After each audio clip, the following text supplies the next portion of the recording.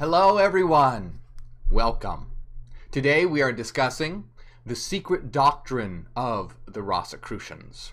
Now what we are going to do is explore this book and examine it through the lens of Hyperianism and ontological mathematics to see what it is that they believe and how we can go infinitely further and beyond. So this particular book, The Secret Doctrine of the Rosicrucians, that we're going to be taking a look at, is authored by Magus Incognito. It was authored under a pseudonym, and we now know this individual by the name of William Walker Atkinson.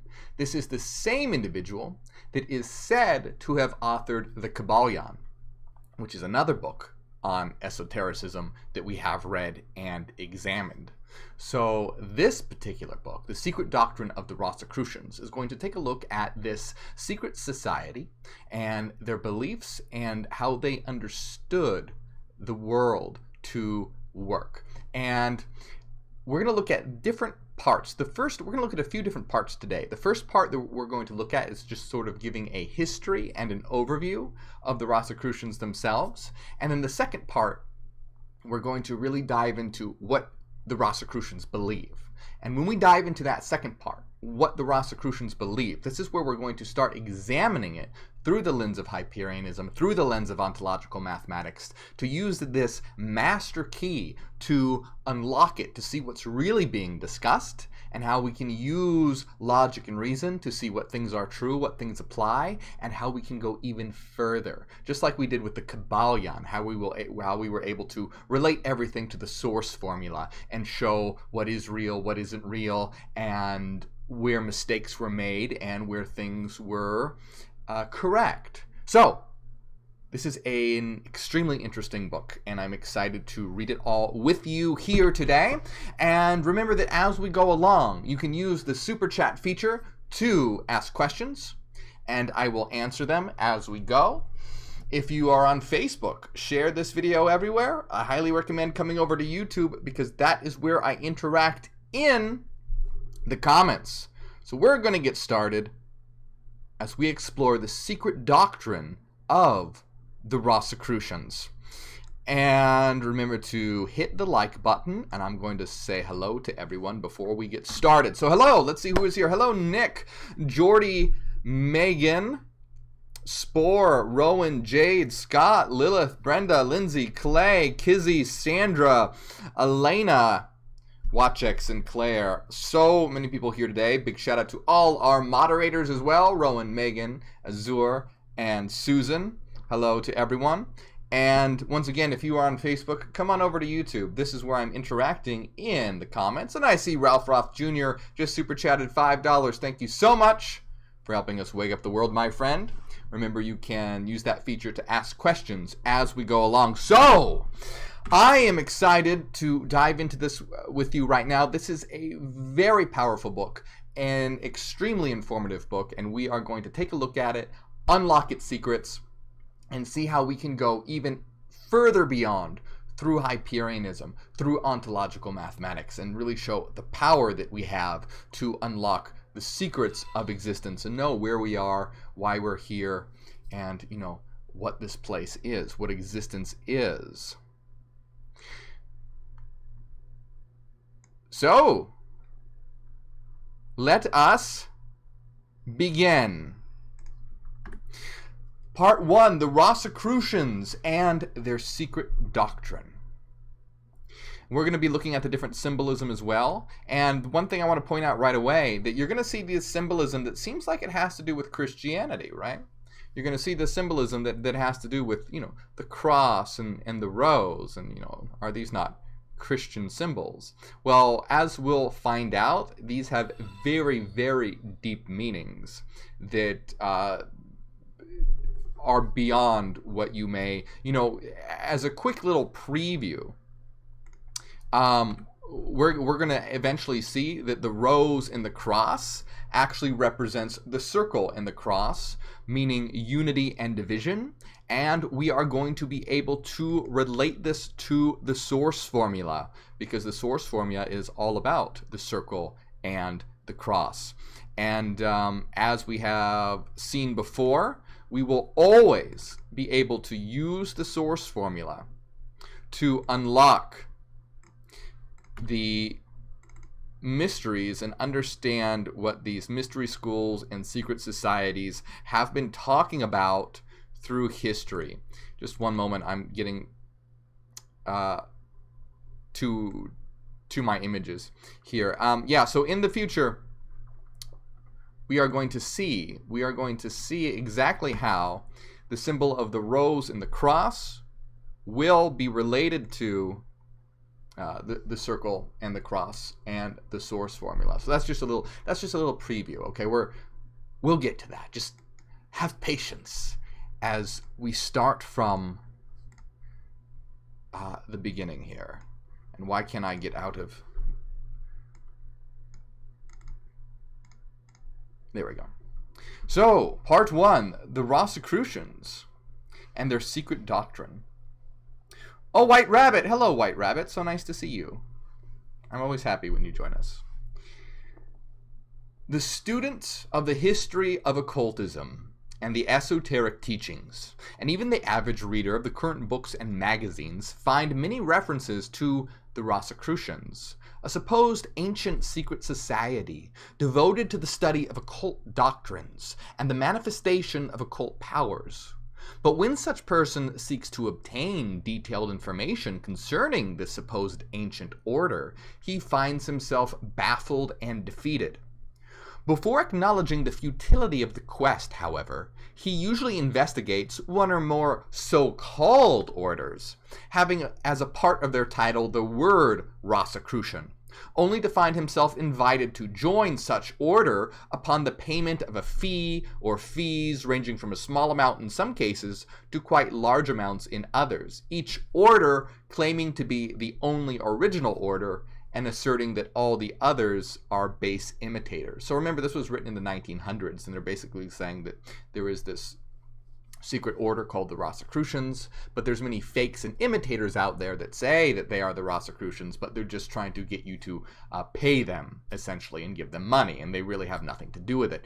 You probably noticed that something very similar happens today with regard to the Illuminati. We know who the Pythagorean Illuminati are, but I'm sure you see so many people, you'll get DMs on Facebook or Instagram and they'll say, join the secret order of the Illuminati today. Just send us, $500 and you too can join the secret order of the Illuminati. And of course it's bullshit. So, same sort of thing with Rosicrucianism that we're seeing here. The truth is that there is not in existence, and never has been in existence, any popular occult order sanctioned by the real Rosicrucians, which anyone may join upon payment of fees, large or small, just as he may join any of the better-known fraternal organizations, of which there are so many. The true Rosicrucians have no formal organization, and are held together only by the ties of common interests in the occult and esoteric studies, and by the common acceptance of certain fundamental principles of belief and knowledge. This unorganized order has members in all walks of life and in all countries, and its members never announce themselves as Rosicrucians to the general public. Admission to this unorganized order is never granted upon the payment of a fee, and is possible only upon the request and recommendation of 3 members in good standing who have themselves been members for a certain period of time, and who have attained a certain degree of proficiency in the attainment of the esoteric knowledge, and in demonstrating the principles discovered by them under the direction of certain higher adepts in the arcane wisdom. Members of the Rosicrucian body are prominent in the councils of nearly all of the occult organizations and societies throughout the world. In fact, it is these persons who are the real leaven in the general masses, and who keep alive the sacred flame of truth in them. Many Rosicrucians are also prominent in philosophic and scientific circles, and some of them are men quite prominent in the large affairs of the business and professional world, and in the ranks of statesmanship. Others are prominent in movements like the labor movement and similar activities. Some are prominent in the councils of the various churches, and others are leaders in masonry and similar secret societies. In all of such circles, the Rosicrucians exert a powerful influence, and always in the direction of good. The Brothers of the Rosy Cross. So, we're going to continue here. Sandra Hanan and She-Wolf, thank you for helping us wake up the world. I'm going to, what did they say real quick?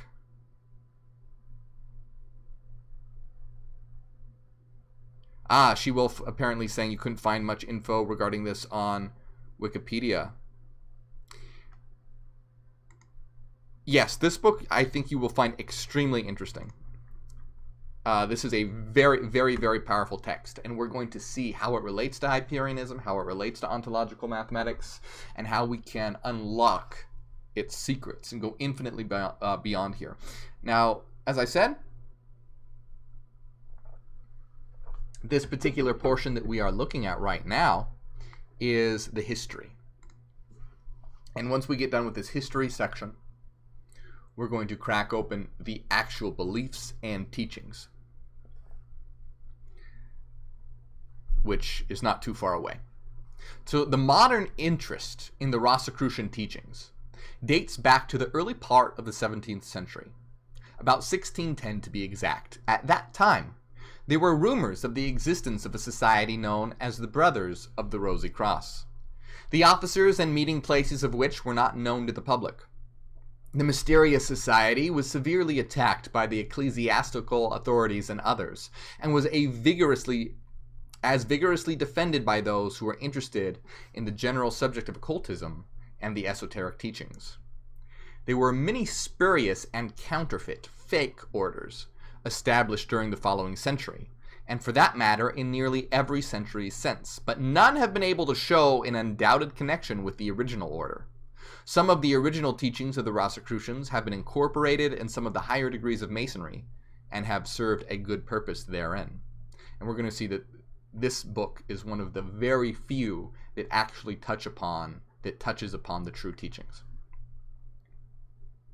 Because there's a lot of bullshit out there when it comes to this. You're going to find a lot of bullshit, a lot of conspiracy out there, but this book is fairly accurate.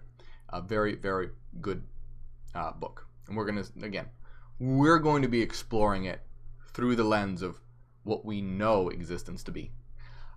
The legend concerning the order of the order, true in some respects, but erroneous in others, was as follows: that a certain Christian Rosenkreuz, a German nobleman, who had donned the robes of a certain order of monks, had visited India, Persia, and also Arabia, and had returned bringing with him a certain secret doctrine obtained from the sages and seers of those oriental lands.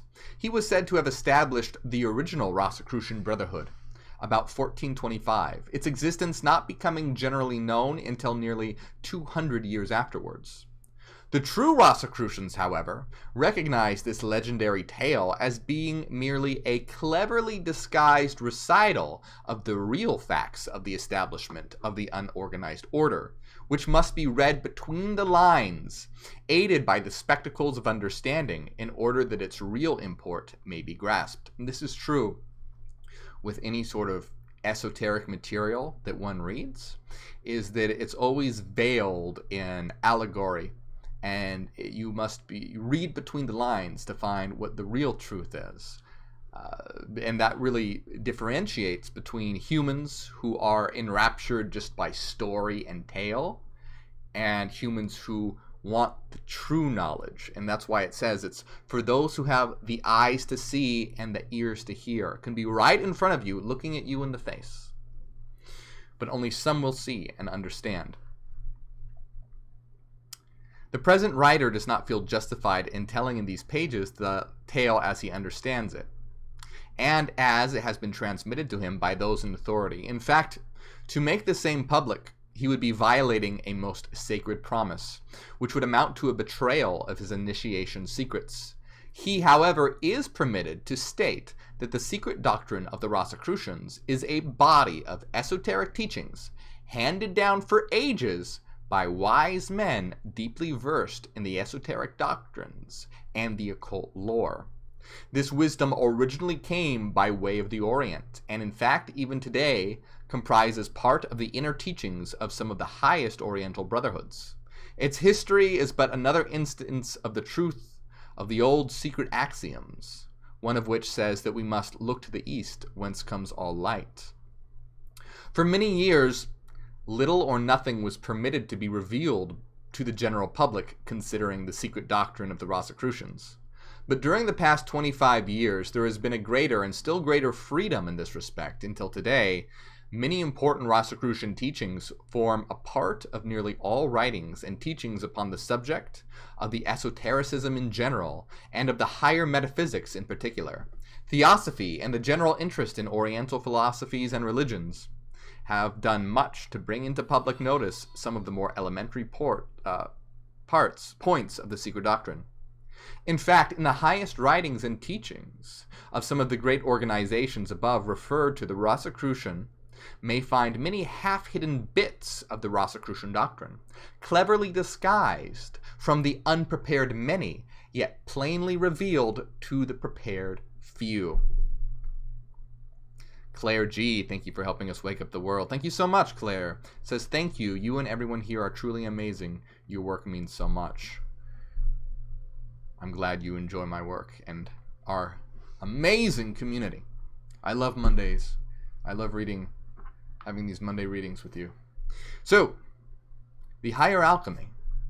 We have a little more of this section to go, and then we're going to get into the actual doctrine of the Rosicrucians and how we can understand what they are truly discussing and talking about. Once again, if you are on Facebook, please come on over to YouTube. That's where I will be interacting in the comments and answering questions. And share this video. The Rosicrucians, according to the public encyclopedias and other works of reference, are held to have been devoted to the subject of alchemy. And we're going to talk about we've touched upon what alchemy means before, but we'll get to it again. And indeed, this statement is correct. But the modern compilers of such reference books have fallen into the error of supposing that the alchemy refers to what was performed wholly upon the plane of matter and concerned wholly the transmutation of elements. They are ignorant of the fact that the alchemy which attracted the Rosicrucians and which took up most of their time and attention was mental alchemy and spiritual alchemy, something quite different indeed, through having, of course, a correspondence to the material alchemy according to the law of correspondence. The student of the present book will discover this fact and will receive many valuable hints concerning the higher forms of alchemy, providing he is prepared to read between the lines of the text and to reason by analogy. The axiom, as above, so below, will be found to work out well in this connection. So once again, we're going to be looking at how the Rosicrucians viewed alchemy, but it's very important to understand what alchemy means. Most people, when they hear of alchemy, they think of an old, ancient, pseudo-scientific endeavor about changing metal into gold.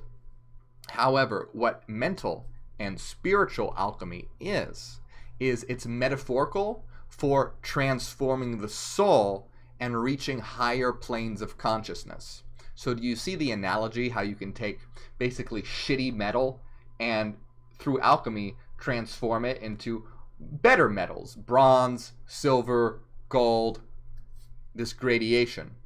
This is a metaphor for the alchemy of the soul, which is taking a very, let's say, undeveloped soul, a soul at a very low form of consciousness, and transmuting it to evolve through evolution to reach higher and higher levels of consciousness until you can reach absolute awareness, which is the awareness that we wish to usher the world into right now, that Abraxian consciousness, and how we can transform the world. This is how we will alchemically transmute the world itself from the shit that it is now into gold, from this low base form of consciousness that the world is at right now to absolute consciousness, Abraxian consciousness.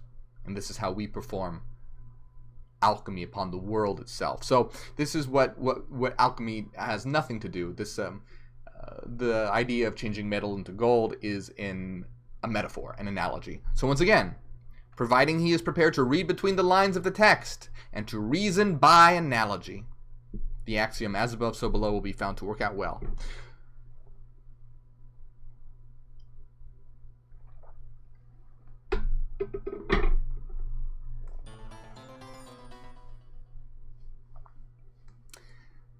Zayden, thank you for helping us wake up the world. You have unlocked loyalty badges. Why the esoteric teaching is kept secret. It is difficult to convey to the average European or American the true reasons underlying the secrecy which invariably surrounds the esoteric teachings of all the great schools of occult thought. Such a person is inclined to think that the only reason, therefore, is the delight in mystery mongering which he thinks he finds among all occult teachers. But to one who penetrates even but a short distance on the path, the true reasons are perceived. Such a one perceives the dangers of premature disclosure of important esoteric principles to the unprepared public mind. The following quotations from a well-known writer will perhaps give a hint to the solution of this question. The writer says, "The Oriental method of cultivating knowledge has always been differed diametrically from that pursued in the West during the growth of modern sciences. Whilst Europe has investigated nature as publicly as possible, every step being discussed with the utmost freedom, and every fresh fact acquired circulated at once for the benefit of all, Asiatic science has been studied secretly, and its conquest jealously guarded. I need not as yet attempt either criticism or defense of its methods. The student will later on see that this falls naturally into its place in the whole scheme of occult philosophy. The approaches to that philosophy have always been open in one sense to all. Vaguely throughout the world in various ways have been diffused the idea that some process of study, which men here and there did actually follow, might lead to the acquisition of a higher kind of knowledge than that taught to mankind at large in books or by public teachers. The East, as pointed out, has always been more than vaguely impressed with this belief. But even in the West, the whole block of symbolic literature relating to astrology, alchemy, and mysticism generally has fermented in European society, carrying to some peculiarly receptive and qualified minds the conviction that behind all the superficial meaningless nonsense great truths lay concealed. Right? You may think about, again, alchemy, turning metal to gold might seem like superficial nonsense, but behind it great secrets lie, such as that it's not about transforming metal into gold, but about the evolution of the soul. But only those with the eyes to see would know that that is there. For such persons, eccentric study has sometimes revealed hidden passages leading to the greatest and grandest imaginable realms of enlightenment.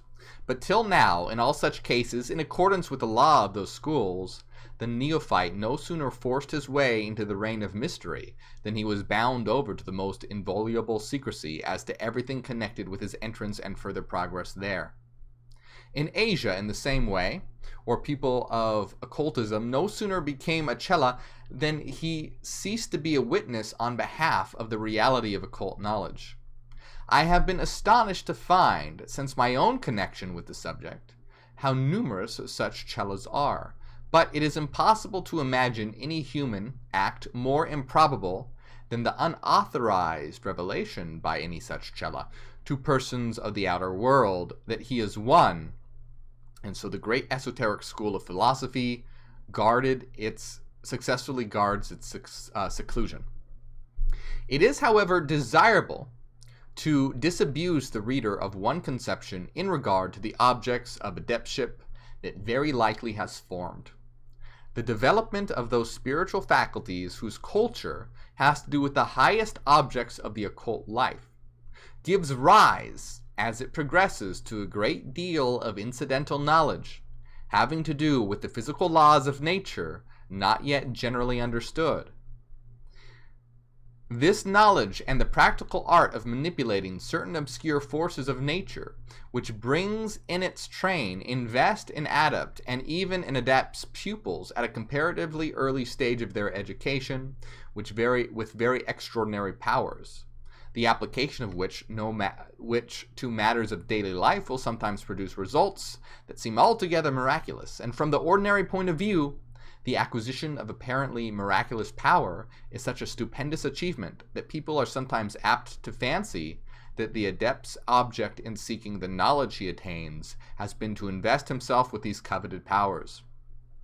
It would be as reasonable to say of any great patriot of military history that his object in becoming a soldier has been to wear a gay uniform and impress the imagination of the nursemaids. So, the secret doctrine of the Rosicrucians. I mean, basically, what that was a very long and sort of convoluted passage. But the point that we want to talk about right now is that we are currently in the age of a great awakening.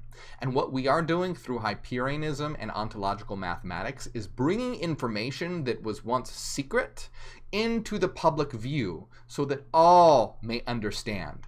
And not only bringing it into the public view, but going infinitely beyond by underpinning it by modern mathematics and understanding how the universe works. So our mission and what we are doing is bringing forth what was once hidden and only given to a select few to the masses at large. And not only that, but going further than it has ever gone before, by using modern mathematics, modern philosophy, and modern scientific idealism and rationalism to elucidate this understanding, bring it to the masses so that we may engage in a consciousness shift. This is what everything has been leading up to.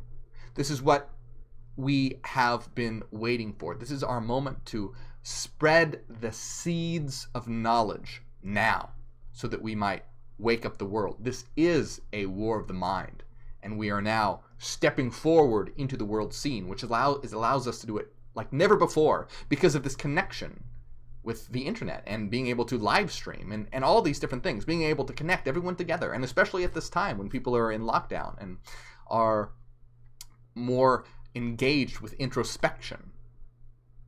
Now more than ever, this is our time to plant the seeds for a new world and bring this information to the masses, underpinned by ontological mathematics, logic, and reason.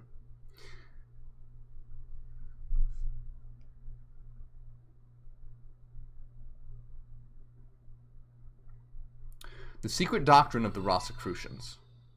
What is known as the secret doctrine of the Rosicrucians is an extensive body of esoteric teachings and occult lore which has been transmitted from master to student, from hierophant to the new initiate, for countless generations. Seldom has any part of the secret doctrine been committed to writing or exposed to public view on the printed page until the present generation. You see, so even in the writing of the book at its time, in the early 1900s, 1918, was it beginning to make its appearance to the public. And now, so much more are we doing this and bringing it to the public for all, across the world, to initiate that phase change and paradigm shift to a new consciousness, an Abraxian consciousness. Now, again, I'm not saying that I agree with everything in this book. Hardly. I'm not saying that. We're going to take a look and see that it gets some things very right, but it also gets some things very wrong. We're going to see exactly how to understand it through our system. Previous to that time, the little that was written or printed concerning this body of teachings was disguised in the vague terms of alchemy and astrology, so that the same would have one meaning to the average reader and another closer meaning to those who possessed the key to the mystery. Once again, to the average reader, if you're reading about alchemy, you'd be like, what is this weird shit about transforming metal into gold? It doesn't make sense. But for those who knew what it was talking about, knew that it was talking about a spiritual evolution. So again, it would only be for those who have the eyes to see, Two people could be looking at the same information and get completely different interpretations.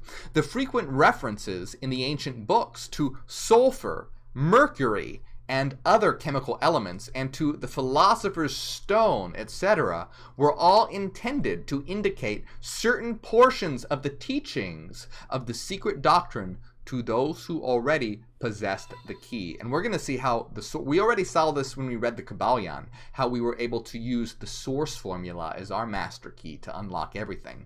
And we're going to see the same thing here, that the source formula is our master key to unlock everything, including what's taught in this particular book, The Secret Doctrine of the Rosicrucians. The source formula allows us to unlock everything, including esoteric and occult doctrine, including with regard to the sciences such as quantum mechanics and special relativity.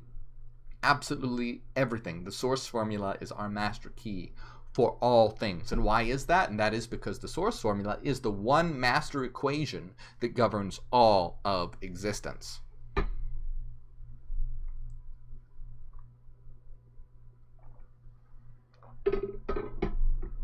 I'm going to jump into the comments in a moment to say hello to everyone again. But I want to read this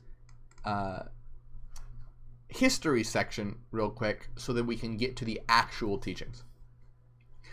The secret doctrine of the Rosicrucians is believed by those best informed to have been built up gradually, carefully, and slowly by the old occult masters and adepts from the scattered fragments of the esoteric teachings which were treasured by the wise men of all races.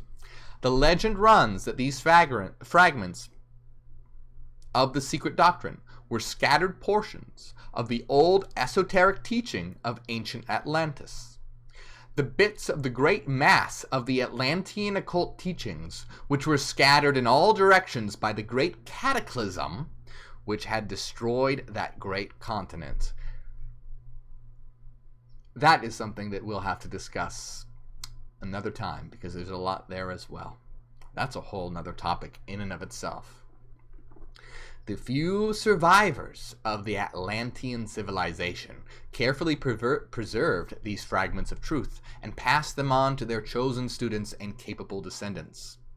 The old masters, who made it the object of their lives to gather together once more these scattered fragments, and to thus reconstruct the occult doctrine of the Atlanteans, found a portion of the material in Egypt, in India, in Persia, in Chaldea, in Media, in China, and Assyria, and in ancient Greece, and also in the mystic records of the Hebrews, such as the Kabbalah and the Zohar.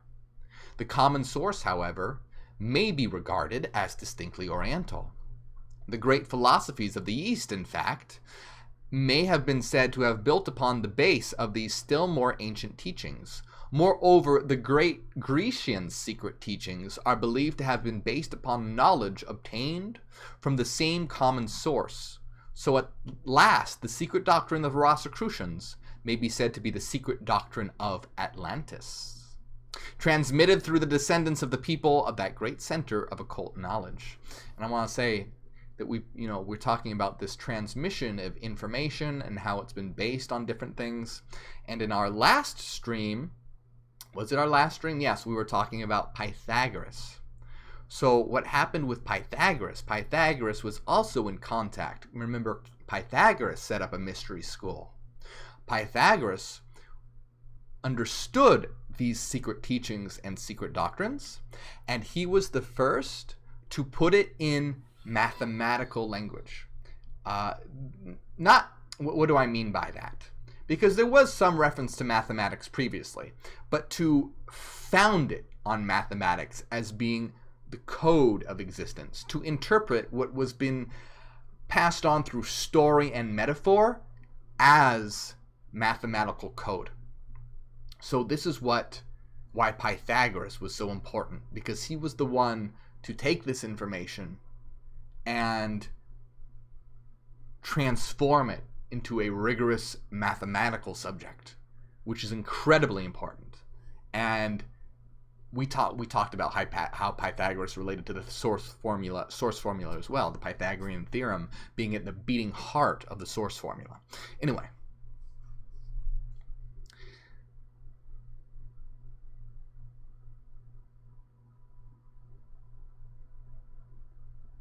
Oh yes, how synchronistic. Cynthia Keys just asked the question about Pythagoras. The truth of reality is timeless, and it has been transmitted through different mystery schools, and Egypt being one of them. And yes, did it not? And Pythagoras did study in Egypt, and what Pythagoras was able to do was to take this information and put it in terms of mathematics. And this is now why ontological mathematics is so powerful, and we have the master key. The following quotation from a writer who himself has gathered together many bits of the ancient wisdom may be interesting. Speaking of these ancient teachings, he says, the teachings has come down to the present age through the corridors of time, from the dim ages of past eras, races, and schools of thought, even those highest in the ancient occult councils, however, are unable to trace the teachings in an unbroken direct line, further back than the time of Pythagoras, and a little later in ancient Greece, although they may find references thereto and extracts therefrom in some of the older records of ancient Egypt and Chaldea, which serve to show that the schools of Pythagoras and other ancient Grecian occultists were founded on occult instructions still more remote, received in a direct line of succession of teachers and pupils extending over centuries. So I want to again impress upon the fact that what Pythagoras did and why it was so powerful, he was able to take teachings that were based on story and metaphor, right? Like gods and the waters, you know, like again ancient Egyptian teaching talking about the unformed waters and gods forming existence from the unformed waters and things like this. What Pythagoras did was be able to take what was originally understood as metaphor and story and instead understand it through the language of mathematics. Why is this important? Because this is a mathematical reality. So you can never get to the absolute truth of reality through story and metaphor. You can only get to it through the language of existence, and existence is mathematics. So that's why Pythagoras was so important, because he was able to translate story and metaphor into the language of existence itself, mathematics, and which we saw how the Pythagorean theorem relates to waves in the source formula. So that's why it is so important, because to understand reality, we have to speak the language of reality. Story and metaphor will only ever be an interpretation, a metaphor. There will always be a barrier, a divide, a mediation. Only through the language of reality itself, ontological mathematics, can we have immediate knowledge of reality with no mediation, with no barrier, the veil revealed and lifted. Investigators have found traces of the teachings in the records of Persia and Media, and it is believed that the inspiration for the original philosophical teachings of Gautama, the founder of Buddhism, was received from the same sources. Traces are also found in the Hebrew esoteric teachings. The writer continues, the Grecian teachings were undoubtedly obtained directly from Egyptian sources, through Pythagoras. The relation between the early Grecian teachings and philosophies and the older schools of Old Egypt being very close and intimate. Pythagoras is known to have received instruction from Egyptian and Persian hierophants. Do you see how everything we're talking about connects? Do you see how, in the last stream we were discussing Pythagoras, now we're talking about the secret doctrine of the Rosicrucians, but do you see how it's all connecting? Do you see how it forms this brilliant and beautiful tapestry? We just must always be remember to be guided through logic and reason, so we don't get thrown by the story and metaphor, which can be deceptive and deceiving. And we'll see this and how we can use the compass of the source formula to understand all this.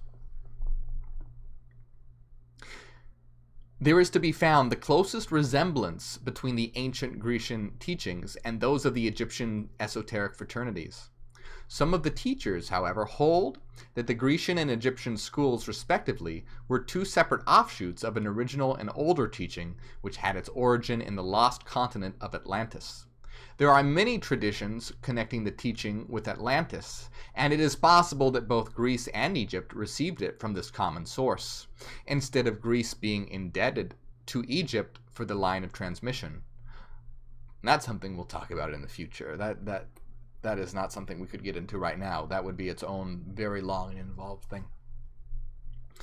But be that as it may, it is a fact that all of the traces of teachings that the various occultists gather from the traditions, scraps of doctrine, and legends regarding Atlantis can be reconciled with the best esoteric and occult knowledge had by the race today. The fragments of the Egyptian esoteric teachings, many of which are still preserved in an undoubted direct line of succession, are practically identical in fundamental and basis points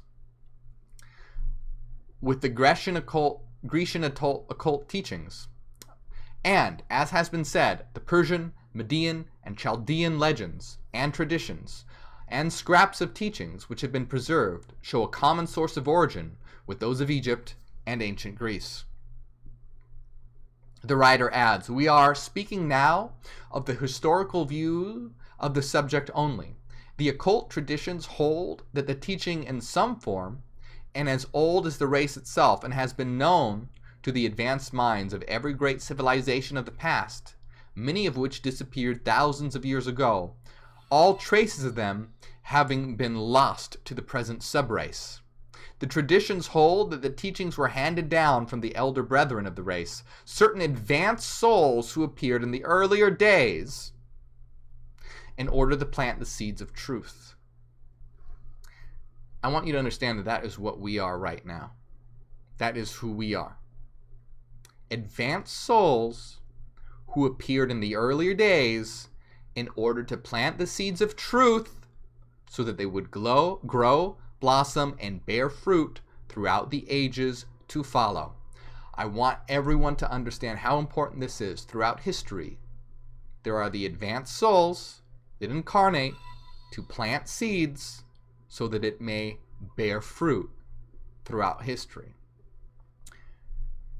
This has happened.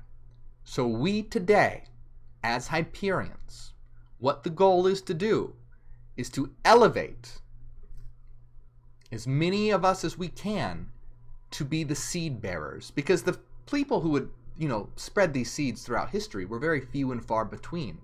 A handful of people throughout history. We now, here, today, are a group, a community. And this is why we emphasize inner star actualization, because as you actualize your higher self, you will become one of these advanced souls, and you will be able to become one of these seed bearers. And that is what we are doing, not just as one or two individuals throughout history, but now as a community, to spread the seeds so that we may raise the consciousness of humanity. What is happening now is unprecedented. What we are doing is something new. We are the awakening of the consciousness of reality, and we are enacting our will upon the world and spreading these seeds of consciousness so that we can raise up the world with us. Once again, certain advanced souls who appeared in the earlier days in order to plant the seeds of truth so that they would grow, blossom, and bear fruit throughout the ages to follow. That's why I put out this information. That's why Hyperionism is all about saying, know yourself, understand yourself, evolve, actualize the inner star, become who you are, transform yourself, because you will become one of these advanced souls, a living archetype. You remember how often I talk about becoming a living archetype? That is what a living archetype is. A planter of seeds, someone who is broadcasting information such that everyone around them tunes into their frequency and elevates their consciousness through that tuning in, through the consequence of their information. So that's why this community is so powerful, because we are amplifying the signal through our collective work. And I know that there are so many here, especially a big shout out to our moderators, revenants, those who have chosen to incarnate, to help the evolution and the transformation of this world. So,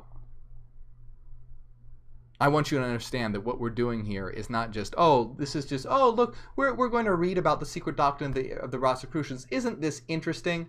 It's like, no, this is not a pastime. This is not something this is not like a documentary that you watch on TV, like Unsolved Mysteries or something. No.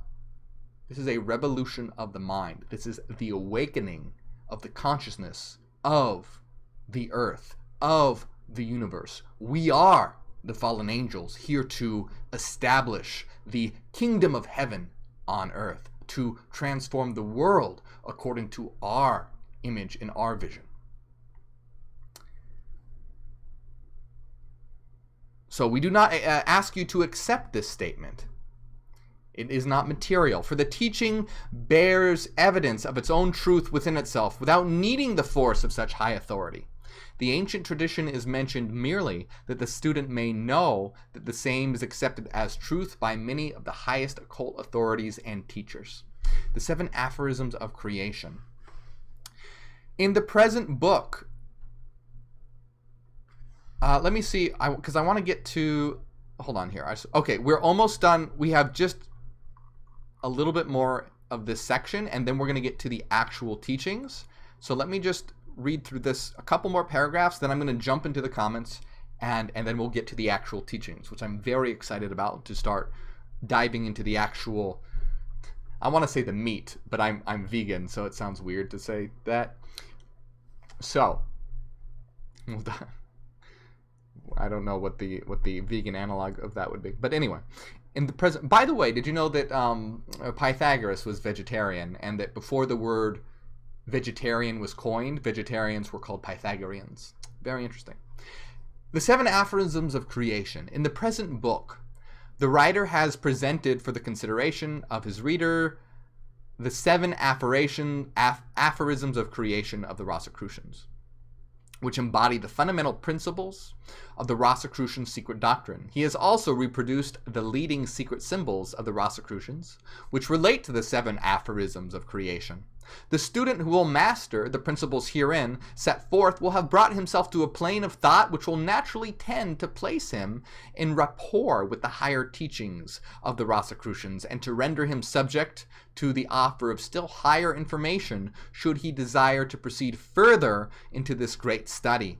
Let the student always remember the ancient axiom, when the pupil is ready, the master appears, and when the world is ready, we appear. That is why we are here doing what we are doing now, because the world has finally become ready to hear our message. It's at that crux. Do you see how the world is at that point of no return? It's at that critical phase. The cracks are starting to appear. We must have a change. The world is demanding a change. And finally, the collective shadow of the world is being exposed, and we're seeing how disgusting and destructive it is, and people are looking to new ideas and new ways of doing things because they are finally realizing that the old ways are toxic and putrid. And that's why we are here as a shining beacon of light to guide humanity to a new world. But the pupil is not ready until he has mastered the elementary instruction, such as is given in the pages of this book.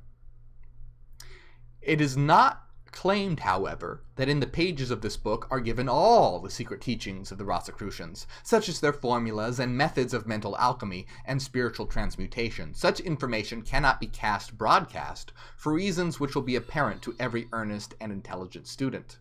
But on the other hand, such information cannot be withheld from those who are ready to receive it, and who are moved by the proper motives in seeking to acquire the secret knowledge. When the student learns how to give the right knock, then will he find proven the old promise, knock and it shall be opened to you. The symbol of the Rosy Cross. The well-known symbol of the Rosicrucians, the Rosy Cross, appears in several forms, as for instance, the cross surrounded by the rose, the sword, the cross handle attached to the rose, the cross surmounted by the crown, a modification of the phallic cross, etc. The explanation of the general symbol is 7-fold, the 3 highest being reserved for initiates of a certain rank, only and therefore cannot be stated here. Below follow several of the meanings which we are permitted to translate and explain here. And when we go further, we are going... My light just went out. When we go further, I'm going to show you that the symbol of the rosy cross is actually the cross and the circle, which relates to the source formula. But it has many different meanings, and here we can see one of the meanings, the cross surmounted by the rose, indicates that the rose... we can always remember the rose as being the symbol. Circle, the mystic symbol of the divine, because a circle is always related to the divine, because a circle is eternal and perfect. All right, a circle is eternal and perfect, can be attained only by the suffering of mortal life, symbolized by the cross. So the cross we can symbolize as suffering. Why? Because the cross represents division. If you have a circle and you overlay it with the cross, the cross divides the circle, and that's the generation of the material plane. So the divine, the circle, can be attained only by the suffering of the cross of mortal life, which meaning we must be thrust into this world, this mortal world of division and separation and matter, to go through this suffering to attain divinity, to attain unity once again, to overcome division and attain unity. The sword attached to the rose indicates that the sword of the spirit must be actively employed in the battle of life in order to win the reward of the rose, right? Remember, once again, the rose of unity, of the divine, of the infinite. The rose being the reward bestowed by the queen upon the victorious knight in the olden days. The cross surmounted by the crown indicates that the suffering of mortal existence borne by the faithful disciple of truth will inevitably be rewarded by the attainment of the crown of mastery. Every cross has its crown, and no cross, no crown, being an old aphorism seeking to express this truth. So once again, do you see this continuous allegory of the circle being divine, unity, and infinite, and the cross being separation, division, space and time, turmoil, suffering, but one must go through the turmoil and suffering, the cross, to reach unity. Remember, this has nothing to do with Christianity. This was just given as Christian allegory in the past because that's what people had to work with back then. The modified phallic cross indicates the sexual duality of the manifested universe, the present and activity of the universal male principle and the universal female principle, respectively. And personally, you guys know this, I don't like when we're talking about the ontology of existence to talk about things in terms of male and female, but it's fine if we're doing it as an allegory as long as we understand that it truly is an allegory. And I'll talk about that more in a minute because this is just a very brief overview and we're going to dive into a lot more. The modified phallic cross of the Rosicrucians, however, must not be taken to indicate any relationship of the Rosicrucians with the gross forms of phallic worship, however. The latter is merely the distorted shadow of the truth and must not be taken for reality. So concluding this introductory statement and inviting you to enter into the study of the secret doctrine of the Rosicrucians, let us ask you to carefully consider the following words of an ancient aphorism. The possession of knowledge unaccompanied by a manifestation and expression in action is like the hoarding of precious metals by the miser, a vain and foolish thing. Forget not the law of use in this and all other things. So basically, if you understand this knowledge but you don't do anything about it, basically it's folly, it's vain, it's foolish. And that's what we're all about in Hyperianism. It's not just to understand the knowledge, but it's about transforming yourself and the world at the same time. So not just knowledge, but action. In Hegelian terms, this is also understood through theoretical cognition and practical cognition. Theoretical cognition being basically transforming your inner world, practical cognition transforming the outer world. So not only is this about understanding knowledge, but it's about using it, putting it into action, and transforming the world. So now we're going to actually dive into the actual, so that was just a brief overview. We're going to dive into the actual teachings of the Rosicrucians right now. But my light just went out, so let me, highly annoying. There we go. So what I'm going to do, first of all, I see some questions and whatnot. Let me give some people some shout outs before we dive into the actual teachings of the Rosicrucians and how we can understand it through the source formula. Remember they were talking about how they couldn't reveal the true secret of the rose and the cross. Well, we're going to see what it actually is all about. And again, why ontological mathematics is the master key for unlocking all of these things. So, let me see real quick. Shout out to Ian Mennick, Geminique, Quentin, Cynthia, Erica, Scollywag, Angela, and Sandra. Quentin says, new follower, been reading and learning and reading a lot. Excellent. Welcome. Cynthia Keys, I answered your question about Pythagoras. And Angela, enjoy your flight.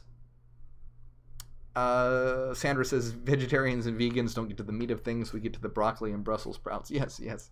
I suppose that's accurate. The beyond meat of things, apparently. And Scollywag, my friend. Scollywag, you're awesome. Scollywag has super chatted $50. So thank you so much. That is awesome.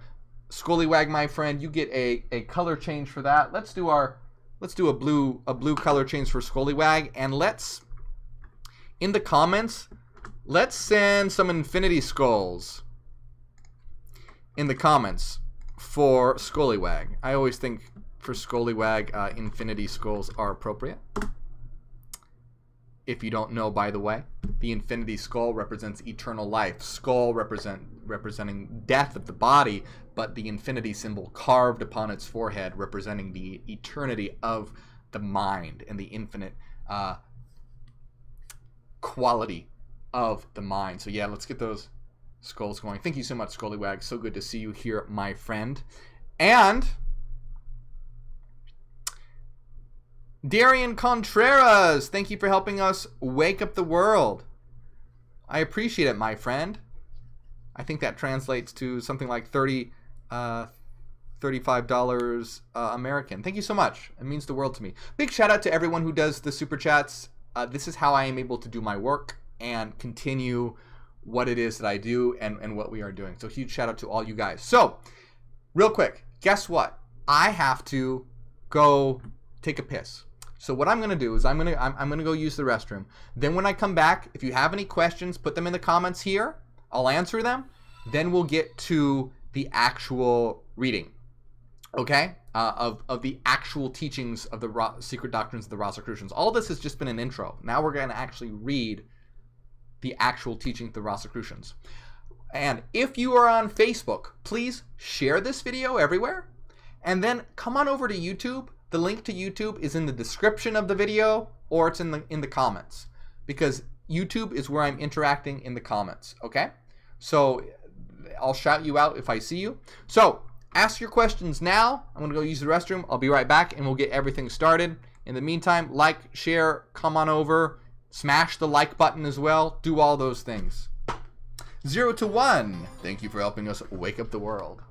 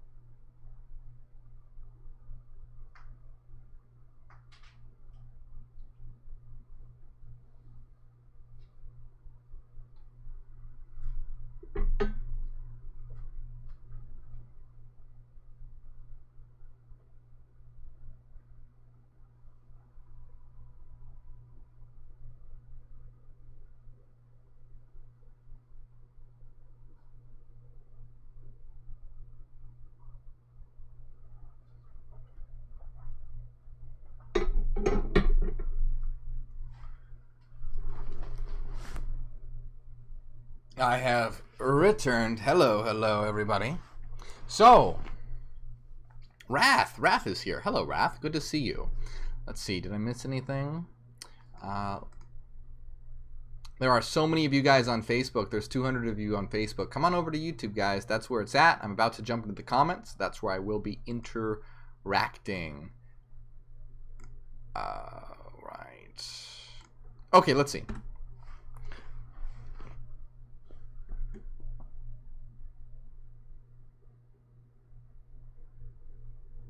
By the way, I had realized that I've had the chat settings incorrect, and I was actually missing some people's questions in previous streams because there was a filter to filter out naughty words such as fuck, shit, and pussy, and dick, and things like this. So apparently you guys were asking questions that contained, you know, dirty words, and I missed them, but now that filter is gone, so you are free to be you know, coarse, and I will see your questions now, so that has been rectified. Ian Minnick, thank you for helping us wake up the world. Why are average humans infested with self-importance? That's because it takes a more evolved mind to understand that it's not just about individuality, but also unity. It takes you know, we're born into these bodies, and so we automatically think that we are separate and individual. We are in a certain sense in that we're individual minds, but we're also part of a greater unified system, just like there are individual neurons in a brain. So the average person, does not understand that we're in a system of unity like the brain. They think that they are just an individual neuron, and they don't see the fact that neurons must work together to create a more unified, cohesive, and productive, and just overall better experience. So the average human is obsessed with individualism and self-importance without giving a fuck about anyone else, because they are stuck in that mindset where they're unable to comprehend the fact that we do exist in a unity.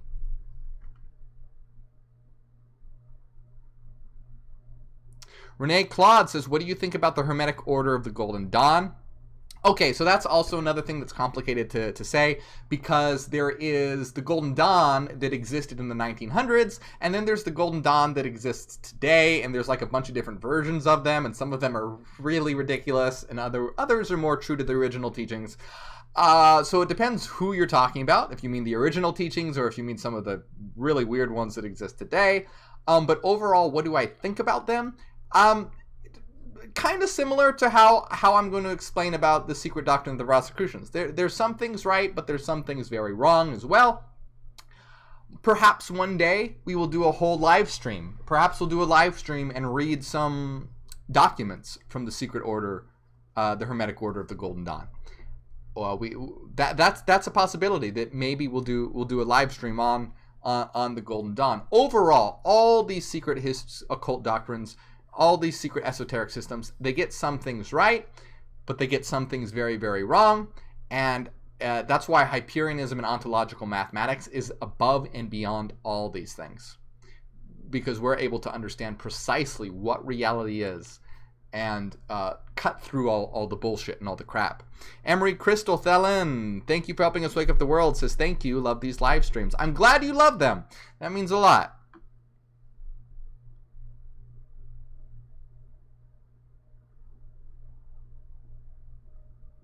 Jordy says, yes, please. I believe that's probably in response to doing a stream about the Golden Dawn.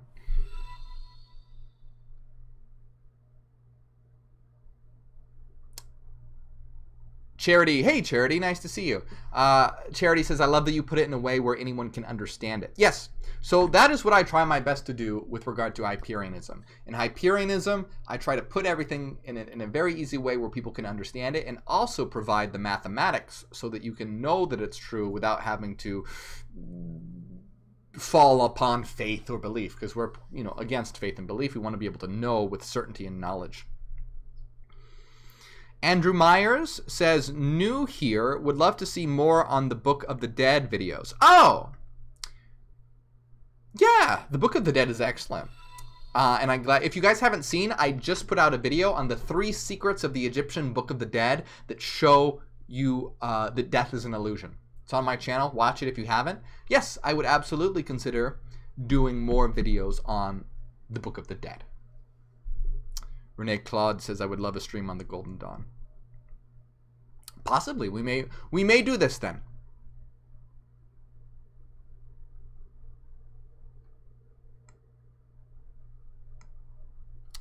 Okay, so we are going to dive now.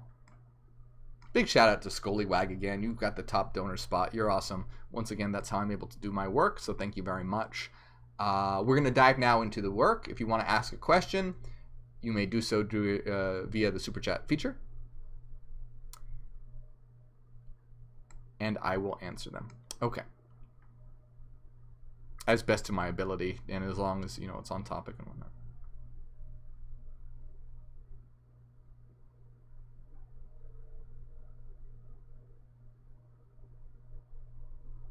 What do I think about suicide? I'm going to answer this really, really fast because it's a whole thing. But I'm a 100% opposed to suicide. Hyperianism is opposed to suicide. Why is that? Because it's basically like you're losing all your progress. Imagine if you were playing a video game and you're leveling up, and then you restarted the game and lost. You lose all your progress. So suicide is very counter to evolution. All right, you want to use the time that you have here to learn, grow, explore, even if it's difficult. And suicide results in you have to start over. You have to start over on a new avatar. You have to start over. So yeah, we are 100% opposed to suicide, as it is a loss of progress. Deanna, thank you for helping us wake up the world. How much of what you teach is adopted from Satanism? Nothing. Nothing.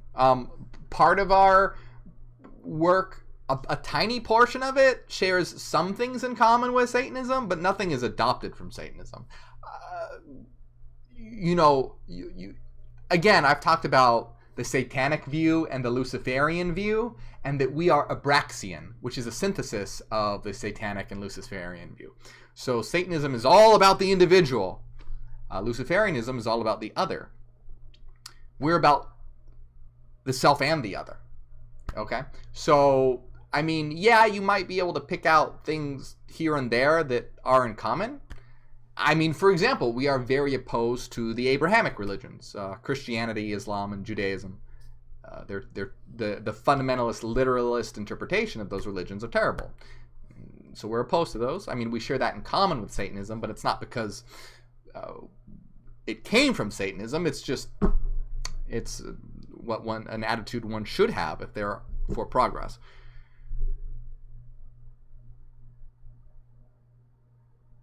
Arxis, please don't spam. I see your questions. What are my thoughts on the Akashic Records? The Akashic Records is the collective unconscious, so it is the source. It is the secret, the frequency singularity that connects us all together, and it contains all the information in existence. So the Akashic Records is, in the Jungian sense, the collective unconscious, and in terms of ontological mathematics, it is the source singularity, the frequency domain, the domain of mind, where all the information of all reality is stored. Knight Templar, nice name.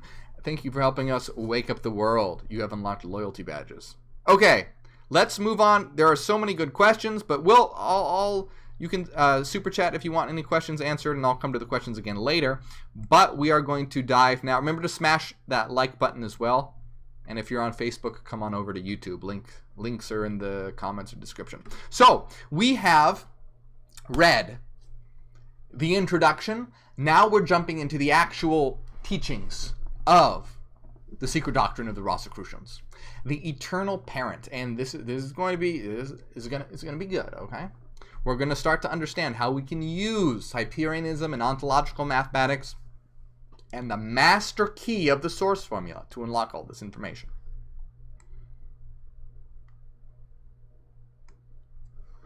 Okay. So, in the secret doctrine of the Rosicrucians, I need to be more centered. Okay. In the secret doctrine of the Rosicrucians, we find the following aphorism of creation. The eternal parent was wrapped in the sleep of the cosmic night. Light there was not, for the flame of spirit was not yet rekindled. Rekindled, right? Rekindled. Time there was not, for change had not begun. I want you to notice all the re's, okay? It's not saying that spirit wasn't kindled or that change hadn't begun. Spirit was not yet rekindled. Change had not yet re-begun, all right? Very important to understand this. The eternal parent was wrapped in the sleep of the cosmic night. Light there was not, for the flame of spirit was not yet rekindled. Time there was not, for change had not re-begun. Things there were not, for form had not re-presented itself. Action there was not, for there were no things to act. The pairs of opposites there were not, for there were no things to manifest polarity. The eternal parent, causeless, indivisible, changeless, infinite, rested in unconscious, dreamless sleep. So important. So important. Okay? Other than the eternal parent, there was not either real or apparent. And I want to emphasize one thing really quick, because we have a lot of New Agers and even esoteric and people who are into quantum mechanic interpretations that say that consciousness is fundamental. They say consciousness is fundamental, but I want you to read here. The eternal parent rested in unconscious, dreamless sleep. So it's not consciousness that is fundamental, but mind. So even prior to consciousness, even prior to the conjuring of dreams, mind existed, not consciousness. Consciousness is a construct of mind that arises later. So I'm going to give you a really crude analogy to understand this. If you imagine Legos, right? So imagine the simplest Lego that you could possibly imagine, like the one unit Lego. Imagine that those were all units of mind. What is consciousness? Consciousness is a structure. So let's say you use those 1 units of mind to create a structure. Consciousness is a structure of mind. Okay? You need mind for consciousness, but you don't need consciousness for mind. Mind is prior to and is fundamental. So it is not consciousness that is fundamental, it is mind. Mind arises from consciousness, because as we see, the eternal parent, which we can think of as mind, rested in unconscious, dreamless sleep. So we can have a state where there is not consciousness, where we have an unconscious, dreamless state.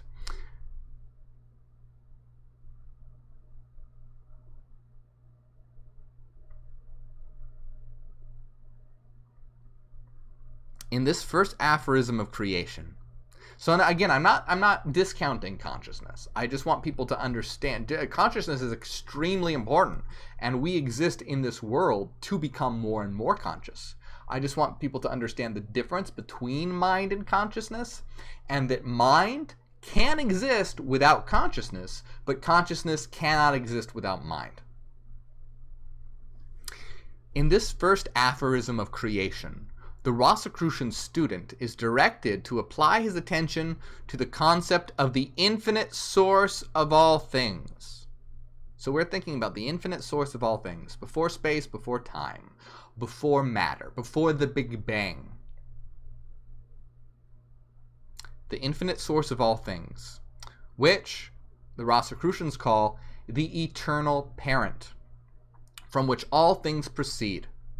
This eternal parent, the infinite unmanifest, is represented by the Rosicrucians by the symbol of a circle, having nothing outside of itself and nothing within itself.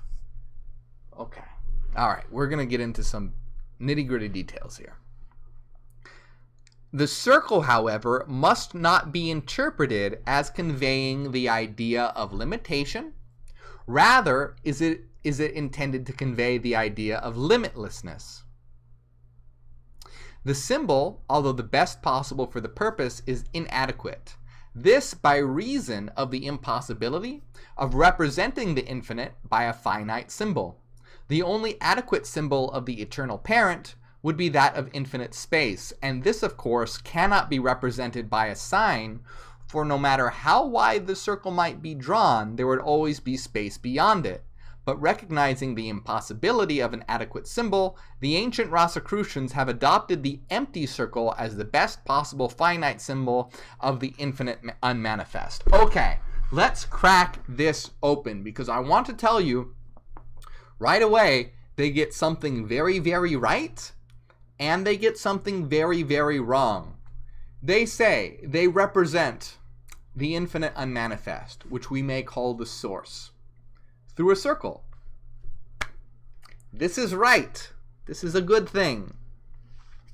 However, then they go on to say that this is actually not correct, because there's no way to represent infinite space with a finite symbol, because there would always be space beyond it. Okay. Here's where they get this wrong. You see, it's funny, because they intuitively thought that a circle was the best representation.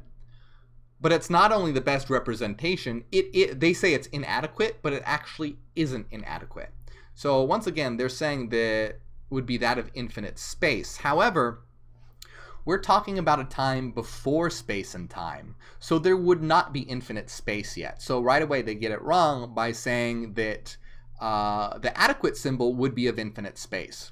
No, because this is pre-space and time. Okay, this is pre-space and time, so infinite space would not be an accurate description of the source. It would be inaccurate. A circle is actually a better example. And why is that? Okay, the symbol of the circle is almost the perfect symbol of the source. Why? Precisely because a circle is both finite and infinite at the same time. How is a circle finite? Well, because you can look at it and say there is one circle. But it's also infinite because imagine a point traveling along the circle. If you can look at the pointer of my mouse, imagine a point traveling along. Yeah, here we go. If you imagine a point traveling along the circle, it can go around an infinite number of times. So they say they use the symbol of the circle, but it's not actually accurate. That's incorrect. The circle is actually accurate because by virtue of the fact that it is both finite and infinite at the same time. If you describe a point going along the circle, it can go around infinitely, but it's also finite in that you can say, here it is. We do not need infinite space because the source is not spatial. The source is prior to space and time. So, if we again, we're going to look at the source formula, right? Remember, through ontological mathematics, we're able to go infinitely beyond the secret doctrine of the Rosicrucians and crack open all its hidden secret meanings. They're talking about the source. We have the formula for the source. E to the ix equals cosine x plus I sine x in its simplified version. And what does it represent? Well, again, let me show you. For those who may be new, this is the source formula. And what is the source formula? Look in the right-hand corner where you see the circle. It is a circle. It describes a point traveling along the circle, which automatically generates sinusoidal waveforms. So, the source is in fact a circle, described by a very specific equation that generates waveforms, and we're going to see that these waveforms are waveforms of mind, sinusoidal waves, sine and cosine waves, and through ontological Fourier mathematics, we can use the combination of these sinusoidal waves to generate all of space and time.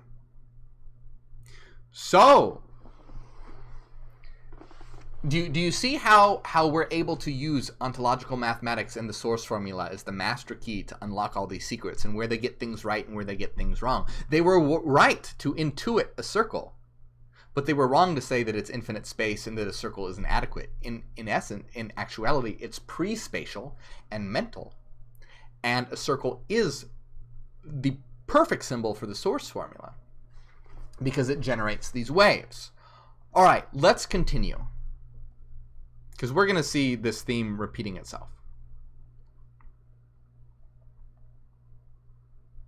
The concept of infinite space has always been regarded by the Rosicrucians as the best possible concept with which to think of the infinite unmanifest, since the latter cannot be actually thought in consciousness as a thing, and consciousness is capable of thinking only of things strictly speaking. The infinite unmanifest is a nothing rather than a thing, okay? So it's not infinite space. They're wrong to try and conceive of the unmanifest as infinite space. Remember how they said, oh, it's before time and before change? It's also before space. So this is where they make a mistake.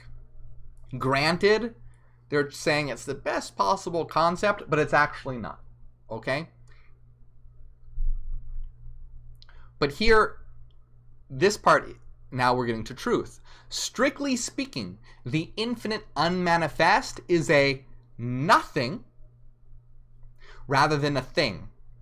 And yet not such a nothing as implies notness or not, but rather such a nothing as implies the possibility of everything, yet without the limitations of thingness. So what does that mean? They are saying that the infinite manifest, the eternal parent, what we call in Hyperianism the source, isn't a thing, it's a nothing, but it's not a nothing as void and emptiness, but rather a nothing that implies the possibility of everything without the limitations of thingness. What does that mean? Because that sounds really confusing. Okay, we're saying that the source is nothing, but not nothing as emptiness. Let's explore what that means with the source formula. What does this mean? Well, it means that the source formula is equal to 0, because what is 0? 0 is nothingness. But it's not empty. We're going to see that 0 is actually the source formula. And the source, so you see, it's a very specific formula and sinusoidal waves that equal 0. So you see how it's a something that equals nothing. It's a nothing something. And we can see this. Remember, we saw the source formula, and we saw that it was equal to sinusoidal waveforms. And let's take a look here. If you take a look at this. So here we have the source formula, and we have one of the waves, the sine waves. If you look at the source formula in its entirety, that's what we're doing here, considering it in its entirety right there, what does that equal? That equals to 0. And 0 is mathematically equivalent to nothingness. So the circle of the source formula and the waves of the source formula are equal to 0. So what does this mean? It simply means that these are waves of mind, right? They're not physical waves. They're zero-dimensional. They're mental waves. They're thoughts. And this is why your thoughts are equal to 0, right? This is why you can't measure your thoughts. If you think in your mind right now, if you think 2 + 2 = 4, you can't take a ruler and measure that thought that you just had. That's because your thoughts are not dimensional. They are equivalent to 0. And it's the domain of mind that is the foundation of all reality and contains the potentiality for all existence.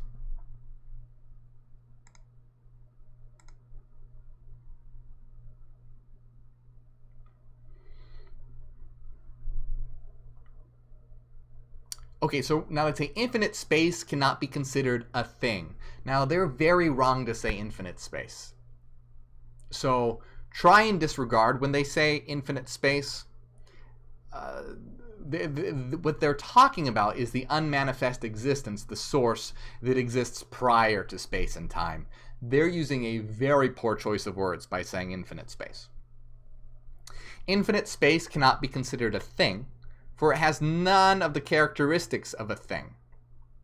Right? What they're talking about is actually mind.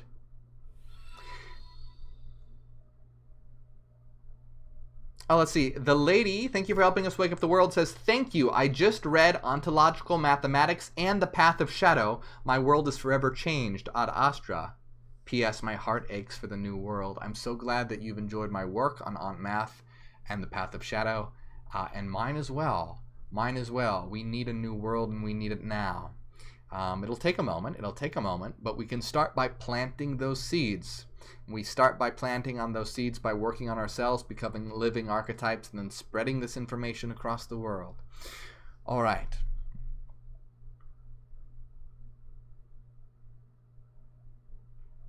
So when they're talking about infinite space, it's a very poor choice of words. They're actually talking about the mental domain, all right? Because the mental domain gives rise to space and time. So they have anyway. Roughly speaking, it may be defined as a no thing containing within itself the possibility of infinite thingness, or the infinite possibility of things. Now, why is this the case? Because remember, we just saw these waves are mental waves, and they're equal to 0. We're going to see later that when you add these mental waves together via a mathematical operation known as a Fourier transform, you can produce any wave in existence, and this means you can produce the universe itself. So from these mental waves of 0, you can produce all of reality, and this is what it means by a nothing containing within itself the possibility of all things. So these are mental waves that are equal to 0, but they contain the possibility of giving rise to all things, the universe itself. Just like how you can give rise to a dream world using your mind. Infinite space must be thought of as the absolute container of everything. Once again, that's not the case. It's mind that's the container of everything. They're using a very poor choice of words. Infinite space here needs to be thought of as mind. So mind must be thought of as the absolute container of everything, whether manifest or unmanifest. For outside of infinite space, there is only nothingness, or more strictly speaking, there is no outside of infinite space. Once again, we should think of this in terms of mind. There's nothing outside of mind. Mind is all there is. Infinite space, or mind, therefore, has always been the accepted occult and esoteric symbol by means which men are able to think of the infinite unmanifest, the eternal parent, wrapped in the sleep of the cosmic night. In one of the ancient occult catechisms, the question was asked, what is that which ever has been, is now, and ever shall be, whether there be a universe or not, and whether there be gods or not? And the answer is space. Again, this is wrong. The answer is mind. Because remember at the beginning, they even said before change, before time, before blah, blah, blah.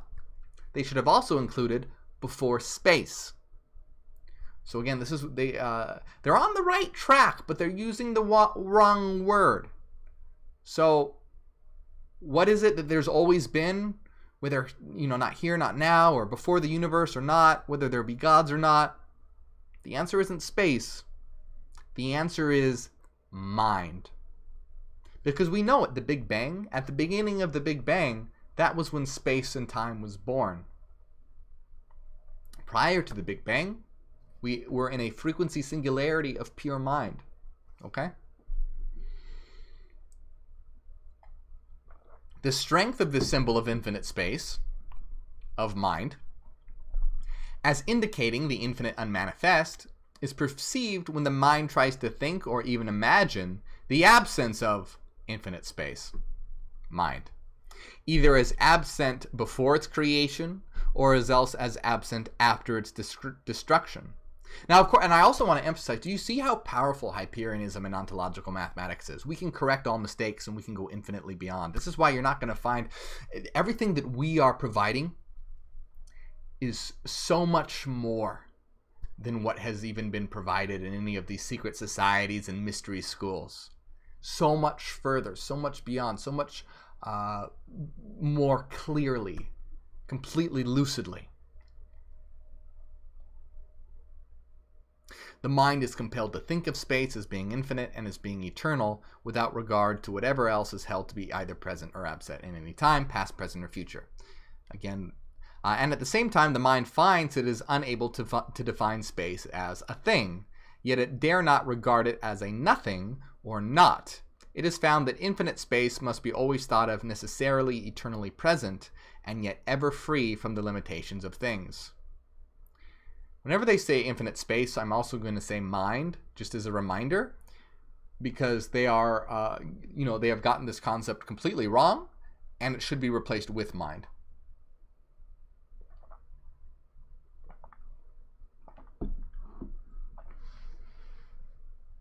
Moreover, as infinite space, mind, is invisible and beyond the other senses, it cannot be known or cognized as a thing, though regarding it must always report not this, not that regarding it. And it answers to the ancient sage's statement of reality that the essence of being is without attributes, formless, devoid of distinctions, and unconditioned. It is different from that which we know and from that which we do not know. Words and thought turn from it without finding it. The wise answer only by silence all questions concerning its nature. To all suggestions concerning its qualities, properties, and attributes, the wise simply answer, neti, neti, not this, not that.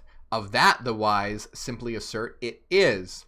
And as other ancient sages have said, the imagination, the understanding, and abstract thinking will always strive in vain to represent the infinite. For no form of finiteness, to which thought and speech also belong, can express the infinite, nor can that which was timed express the timeless and eternal, nor can thought resultant from the chain of causation grasp that causeless or self-existent.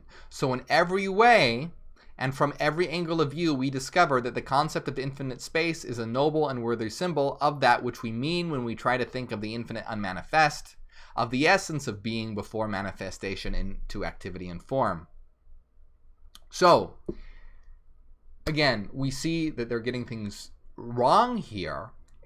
I mean, kind of right and wrong. They're getting things right by saying it's a nothing and a thing at the same time, and that the circle is a representation of it. But they're getting it wrong by saying that it's infinite space, and they're also getting it wrong by saying that you can't understand it. Once again, you can understand it. They're saying you can't understand it through language or symbol, but you can understand it through the language of reality itself, which is mathematics. Which is why we, like I just said, we showed you the source formula. I showed you the source formula. We absolutely can capture the source in mathematical terms, and we have via the source formula, which shows a point traveling along a cyclical path of eternal nothingness, generating waveforms of nothingness of mind that can be used via a Fourier transform to create any wave structure in existence which gives rise to the universe of space, time, and matter. Once again, see how powerful this is, that we can express these things in mathematical language and in precise terms.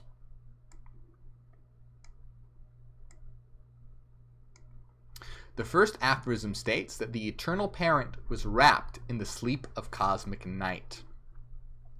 In this sentence, there is a reference to that teaching concerning the cosmic days and nights, which under some of many names is found lying at the base of all human and superhuman intelligences, find lying at the base of all esoteric teachings and occult philosophies. The highest human and superhuman intelligences have testified to the fact that rhythm is abiding in and manifest through the cosmos. From the tiniest point of manifested being to the totality of being, there is found to ever exist the presence and manifestation of rhythm. And of course, we clearly see that rhythm is embedded in the source formula. Clearly. Cyclicality. The crests and troughs of the waves. Yes, rhythm is embedded. You could think of these, again, eternal cyclical patterns embedded within the source formula. During the cosmic night, the eternal parent exists as if wrapped in an unconscious and dreamless sleep, from which the dawn of the new cosmic day it awakens gradually into manifestation. The cosmic day, in turn, gradually finds itself changing into a twilight, which slowly but surely darkens into the cosmic night, when all again is stilled and quiet, and so on and on, in infinite sequence and representation, in infinite rhythm.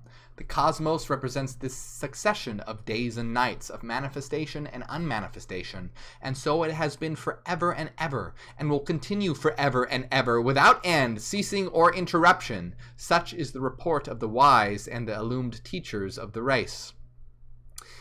A great occult teacher has written of this teaching as follows: the esoteric doctrine teaches, like Buddhism and Brahmanism and even the Kabbalah, that the one infinite and unknown essence exists from all eternity, and in regular and harmonious successions is either passive or active. In the poetical phraseology of the Manu, these conditions are called the days and the nights of Brahma. The latter is either awake or asleep. Upon inaugurating an active period, says the secret doctrine, an expansion of this divine essence from without inwardly and from without outwardly occurs in obedience to eternal and immutable law. And the phenomenal or visible universe is the ultimate result of the long chain of cosmical forces, thus progressively set in motion. In like manner, when the passive condition is resumed, a contraction of the divine essence takes place, and the previous work of creation is gradually and progressively undone. The visible universe becomes disintegrated, and its material, dispersed in darkness, solitary and alone, broods once more over the face of the deep, to use a metaphor from the secret books, which will convey the idea more clearly. An outbreathing of the unknown essence produces the world, and an inhalation causes it to disappear. This process has been going on from all eternity, and our present universe is but one of an infinite series which had no beginning and will have no end. So, two ways to understand this.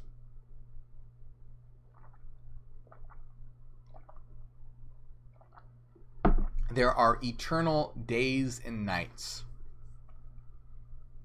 Two ways to understand this. Once again, with the source formula, we can see that it's a, eternally cyclical rhythm. So what are the eternal days and nights? There are two ways to understand this. One way that it can be understood is the birth and death of universes. At the Big Bang, the universe begins, we evolve, we grow, we learn, we work together, we come to consciousness, and then the universe ends and we exist in a domain of pure mind.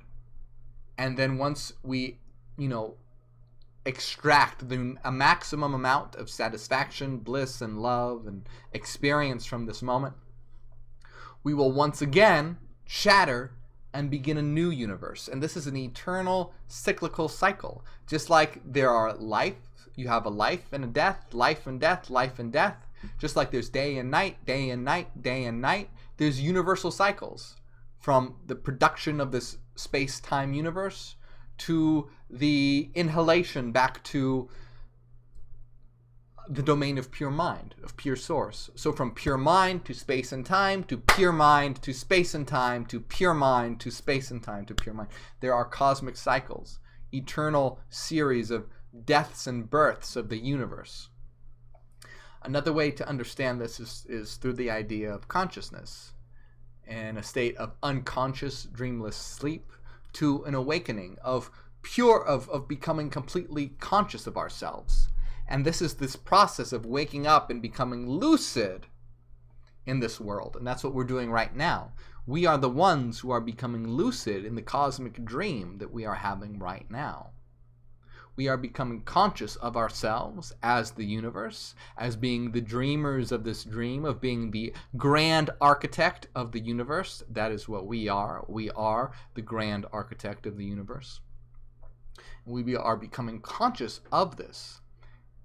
And that is what our goal is, to reach that consciousness across the entirety of the earth. That is the Abraxian consciousness that we always talk about, the absolute consciousness. When we raise the earth to that consciousness, that is how we will create a new world and a new society. In this connection, the student of Herbert Spencer will find in the ancient occult doctrines and teachings an unsuspected firm basis for the teachings of his modern master. Spencer, in his teachings of the universal presence and activity of rhythm, but echoes the old occult teachings on the subject. Note the following from the pen of the modern prophet of evolution. Apparently, the universal coexistent forces of attraction and repulsion, which we have seen, necessitate rhythm in all minor changes throughout the universe. Also necessitate rhythm in the totality of its changes, produced now in a measurable period, during which the attracting forces predominating cause universal concentration, and then in a measurable period, during which the repulsive forces predominating cause universal diffusion, alternate eras of evolution and dissolution.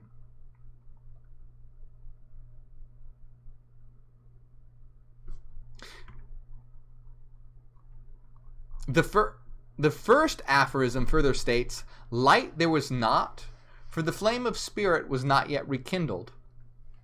This is apt to prove a hard saying to those who have the half-truth only, and not realizing the existence of the other half, have thought of infinite reality as being spirit, of which the flame is of course the occult and esoteric symbol.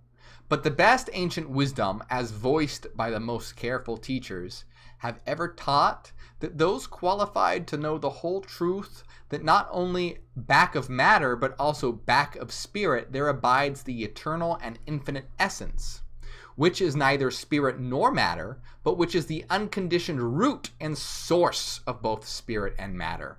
Light and flame, the two universally recognized esoteric and occult symbols of spirit, have back of them the lightless and heatless, essence of light and heat. The infinite reality is the essence of the spirit light and flame, not the light and flame itself. The student will be aided in grasping this truth if he will contemplate the flame of a lamp, a candle, a gas flame, or any other kind of physical flame. He will perceive to be present under and at the center of the flame a dark transparent something, which is the essence from which the flame itself proceeds, and upon which it draws for support and sustenance. In occult terminology, the counterpart of this on the higher planes of being is called the dark flame.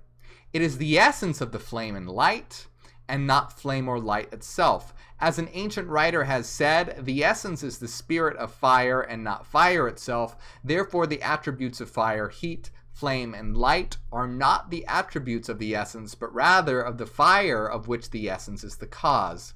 Therefore, the infinite unmanifest, the sleeping eternal parent, must not be thought of by the student as being spirit, in the sense of the latter term is commonly employed in our thought. Rather, it is akin to pure space from which the flame emerges and in which it is contained. There is closer reasoning and distinction here, which will become clear to the student as he proceeds, but which must be noted even now in passing. Okay, so this is actually, again, something that Taylor Marie, thank you for helping us wake up the world. Not Marie, Maid, Taylor Maid, thank you for helping us wake up the world. This is something else that is incorrect. So, but I see where they're coming from, but they do not get it correct. Prior to all, so here's the thing. So, as we've seen, mind is sinusoidal waveforms. Sinusoidal waveforms is also light. Mind, light, mathematics, waves, energy, these are all terms for the same thing. different terms for the same thing. So they're saying there was a time where there was no light. That is actually incorrect. There is a time, light is eternal, because light is mind. In Hyperianism, we often refer this as inner light, so that it's not confused as the experience of light. Because yes, there was a time when we were not having the experience of what we typically think of as light. Like, oh, that, oh, that's so bright, it hurts my eyes. That's why we think what we think of as light. But light is eternal because light is mind. Those waveforms that I've been showing you, that is what true light in itself is. All matter is broken light, asymmetrical light, sluggish light. But remember, light is thought. All matter is asymmetrical thought, sluggish thought. And so it's important to understand that yes, light is eternal. It's not light as how we conceive of it and understand it, but true light, inner light, is mind. This is why light has all the strange properties that it does. Light has no height, length, or width, right? It's not dimensional. Light is at a fixed speed, no matter the reference frame. Light is not material. It's immaterial. It's because light is mind. This is not a material reality, remember. All that is around you is the manifestation of thought.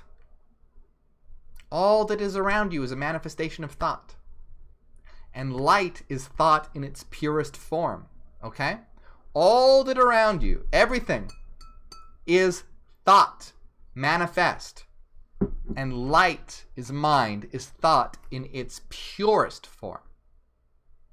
And the experience of the source is either experienced as a realm of pure light or a realm of perfect void and darkness. Because they're both really flip sides of the same thing. It's a realm of pure light, but it's also a void as well, a nothing. So people can experience it either as a realm of pure light or as a realm of void. But you see, this is where ontological mathematics is so powerful, because you can see in this, they're getting a lot of things right, but they're attempting to communicate it through story and metaphor, and so they're not accurate, and they start to get things incorrect. And this is how we know that light is eternal, because light is mind. And we know this through the properties of light, because light is not a material substance. And all the different special properties of light, being that it's dimensionless and massless and has a fixed speed, and all the interesting properties that we get from it. Light is mind in its purest form. People might think that that's weird, but it's because you're not conceiving of reality correctly. Remember, everything around you is a manifestation of thought. Gail, thank you for helping us wake up the world. You've unlocked loyalty badges. Remember, absolutely everything is a manifestation of thought. So light is as well. But light is thought in its purest form. So when you say this cup is really a manifestation of thought, asymmetrical, sluggish thought, frozen thought, so to speak. You can also say it's asymmetrical, sluggish, frozen light. Light and thought are synonymous. Okay. So let's go to the next aphorism here. But before we do, I have to use the restroom once again.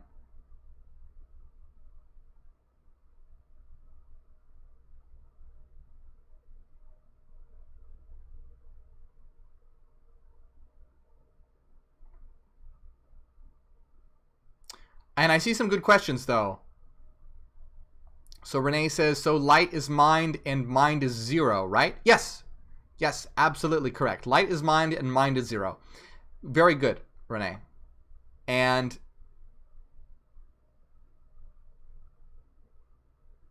someone says light needs a medium to which to travel. No, that's absolutely false. Light does not need a medium to travel. Someone said light needs a medium to travel through. No, that's one of the properties of light, is that light does not need a medium to travel.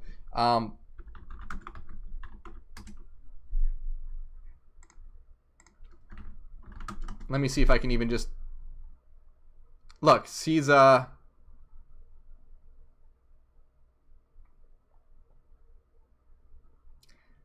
here, look, I Googled it, so you know that I'm not just making this up.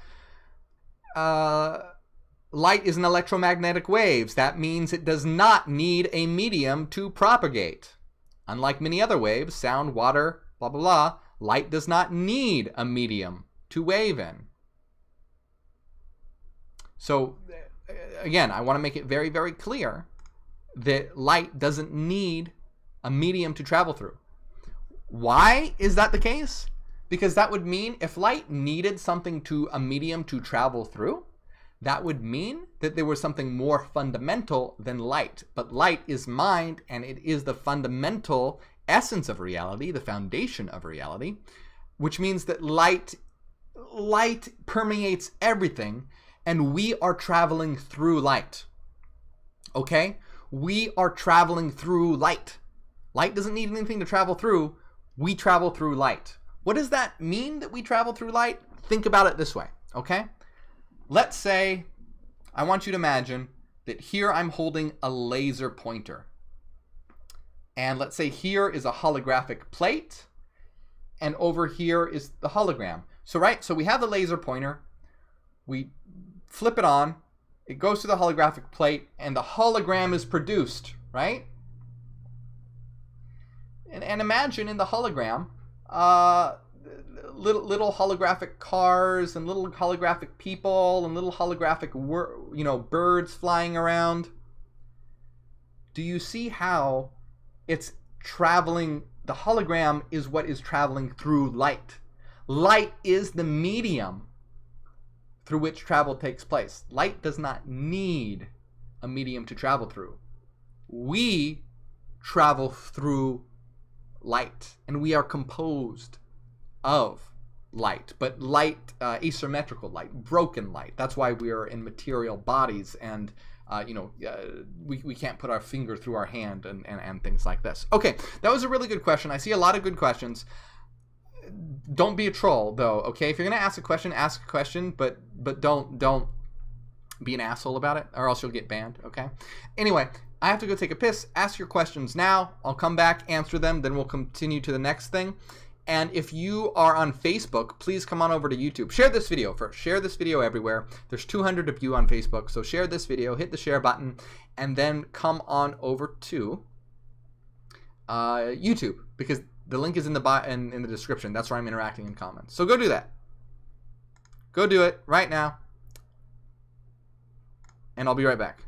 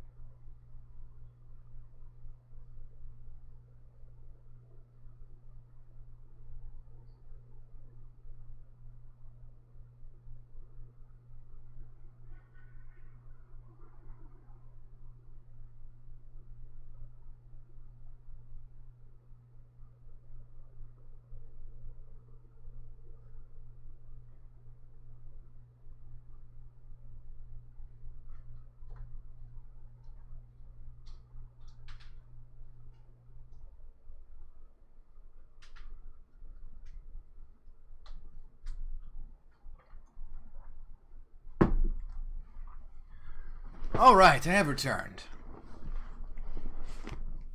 Let's see. Marco Lopez, thank you for helping us wake up the world.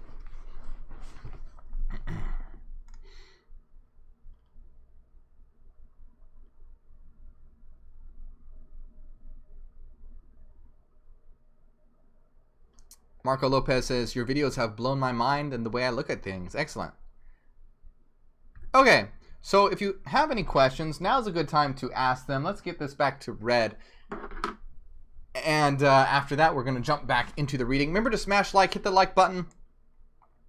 We're at 271 likes. That's pretty good. Can we get to 300? Let's see if we can get to 300 likes.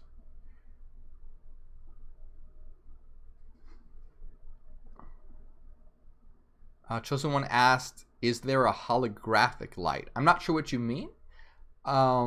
Light is what gives rise to the holographic world that we exist in right now.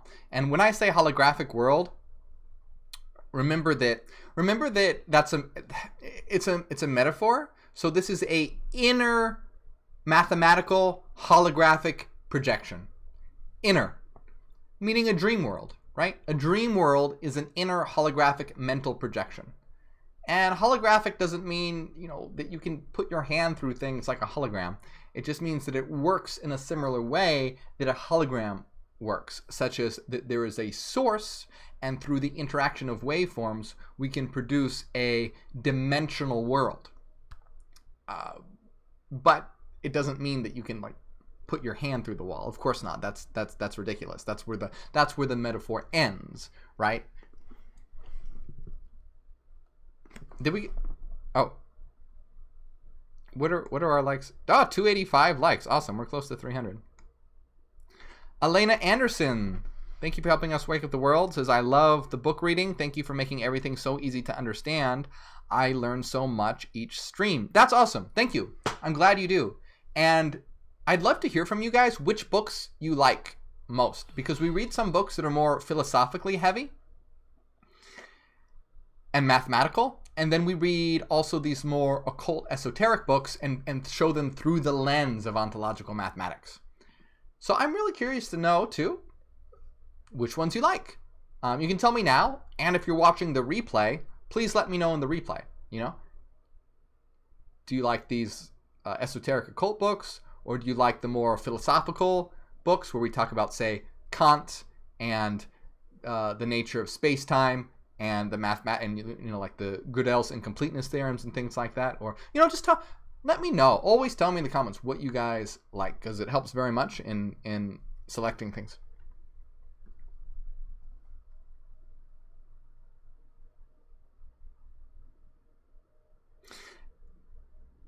Elevation Legacy, does light equal waves and slow moving waves are clouded thoughts? Light equals waves, yes. And what matter is basically the addition of these waves. So let me show you in the Fourier transform. This is getting a little ahead of things because I think we're going to. Okay, I'm gonna have to say this very, very simply. Okay, I'm gonna give you an explanation. Just keep in mind this is a very simplified explanation, because if I were to get into the nitty-gritty details, it would take hours. In fact, if you want to know the nitty-gritty details, it's in my book, Ontological Mathematics, The Science of the Future. But keep in mind, this is very mathematically heavy. So if you're new to Hyperianism, don't start with this one. Start with The Path of Shadow or Book 0. But talking about the mathematics. So if you look, this is known as the Fourier transform. Really simply, okay? If you look at, do you see how we have the blue waves? We have many, many blue waves, and then we have the red waves, okay? You can think of the blue waves as being light, mind, the source. When we take light, mind, the source, right? Imagine each one being a pure thought. When you combine them together, right? When you combine them together, it results in the red wave, which is matter. Okay? So if So let's say that the red wave represents a material thing. If we were to take that material thing and crack it open, so to speak, and see what it was made of, which is doing right now, we're cracking it open, we're taking a look, seeing what it's made of, we would see it's made of these individual basis thoughts, these individual basis waves, these individual basis light waves. So do you see that it's the additive result, the combination, the structure, right? So we think of sort of, it's almost atomic, how you have atoms combining to create molecules, to create structures. We'll think of thoughts and matter, instead of matter being constructs of atoms and molecules, matter being constructs of basic mind, basic thought, basic light. Brenda Chartrand says, thanks for helping me remember. I feel so free now. You're very welcome, Brenda. Thank you for helping us wake up the world. Trava Faust, thank you, Morgue, for waking up the world. Well, thank you for helping, my friend. It's because of all of you that we're able to do this. Ad Astra. Vincent Sullivan says, I like all the videos. Just wanted to say hi and thank you for helping expand our minds. Absolutely. You're very welcome, my friend. It means the world to me that you guys, that this means so much to you. And once again, if you are enjoying this material and you are I know some of it can be complicated, but if you're understanding it in any capacity, even intuitively, be proud, because you are at the cutting edge, the cusp of a new consciousness, right? You are, by being able to integrate and understand this knowledge at any capacity, you are at a higher level than the great majority of humanity. Most people couldn't grasp this in any way. It would be like another language to them, completely foreign. So if you have some difficulty, don't worry, be proud. Be proud, because you are already, just by attempting to grasp and understand this in any capacity, well above, what the average individual is able to. Barrett Delamater, am I real? Depends what you mean by real. I am as real as things get. I'm as real as things get, my friend. Genoa Whitaker, thank you for helping us wake up the world.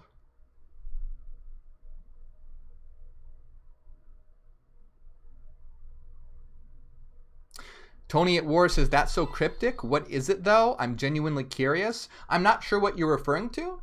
I mean, you really can't get more precise than what we have.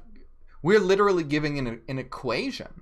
We're literally giving an equation for these things. We are infinitely more precise than scientific materialism, who come up with heuristic metaphors. They come up with models rather than the thing in itself. So I mean, if you perhaps clarify exactly what you're asking.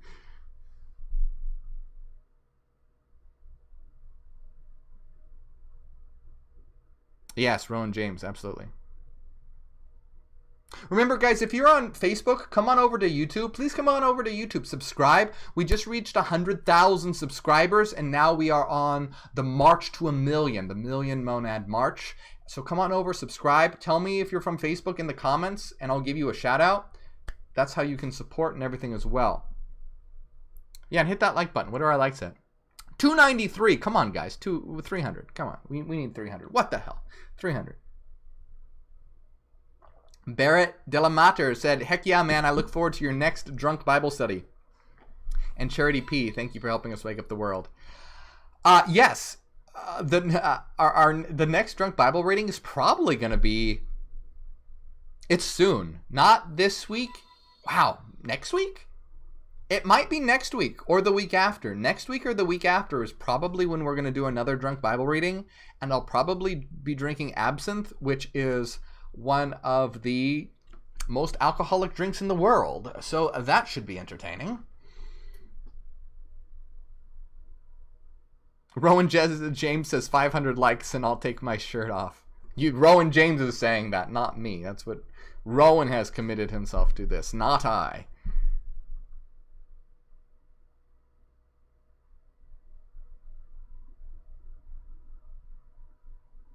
Oh, did we hit 300?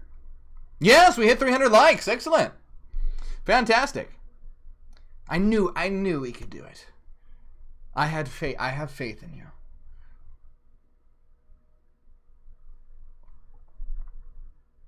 Remember, if you're coming from Facebook, let me know in the YouTube comments so I can shout you out. How many people are on Facebook? A lot.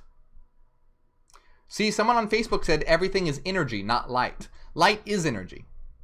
Energy is light. They're the same concept. Energy, light, mind, frequency, they're all the same concept.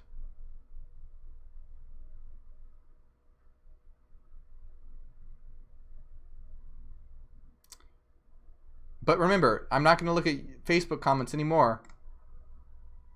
Come on over to YouTube for to interact in the comments.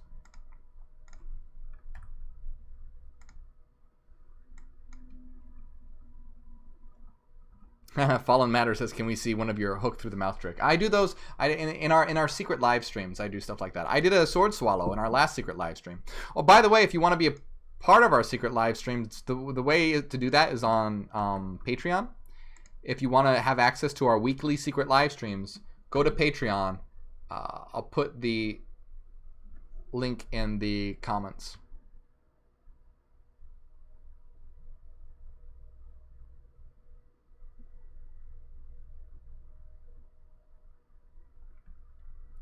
And that's where you'll get access to the secret live streams. Last secret live stream, I did do a sword swallow. Okay. What is going on here? Let me find these comments. Tony at War says, "Your videos are fascinating. That's why I have so many questions." Excellent. I'm glad. You know, I appreciate that. Questions are very, very welcome.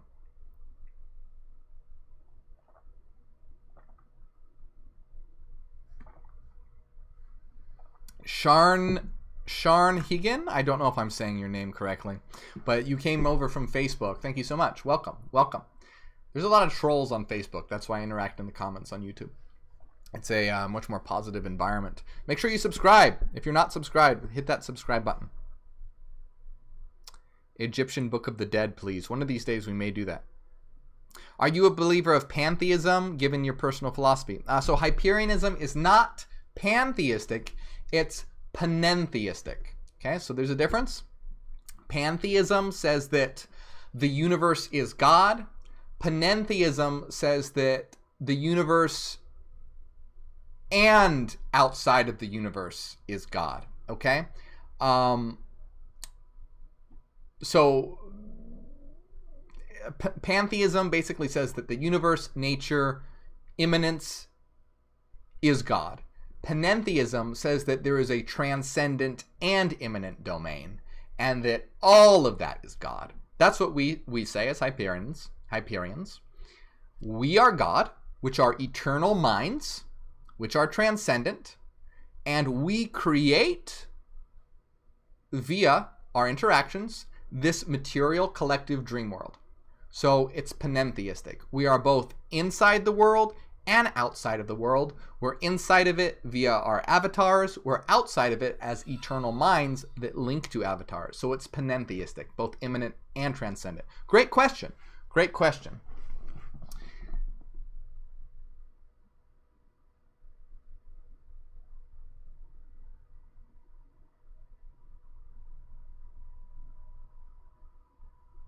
So shall we continue with the reading then? I'm going to continue with the reading.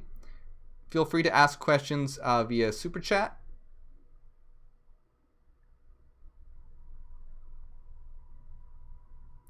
Genoa says, "My daughter told me today that 2 months ago her light worker woke her up, and now she can interact with her angels and shadows in life plus dreams." Yeah, so basically, this idea of angels and shadows, remember, these are not beings outside of you. They're part of your own internal psyche. So this is where we have, the shadow self, the mirror self, the power self. Basically what you're doing, you're interacting with these archetypes, which are unconscious structures of your mind.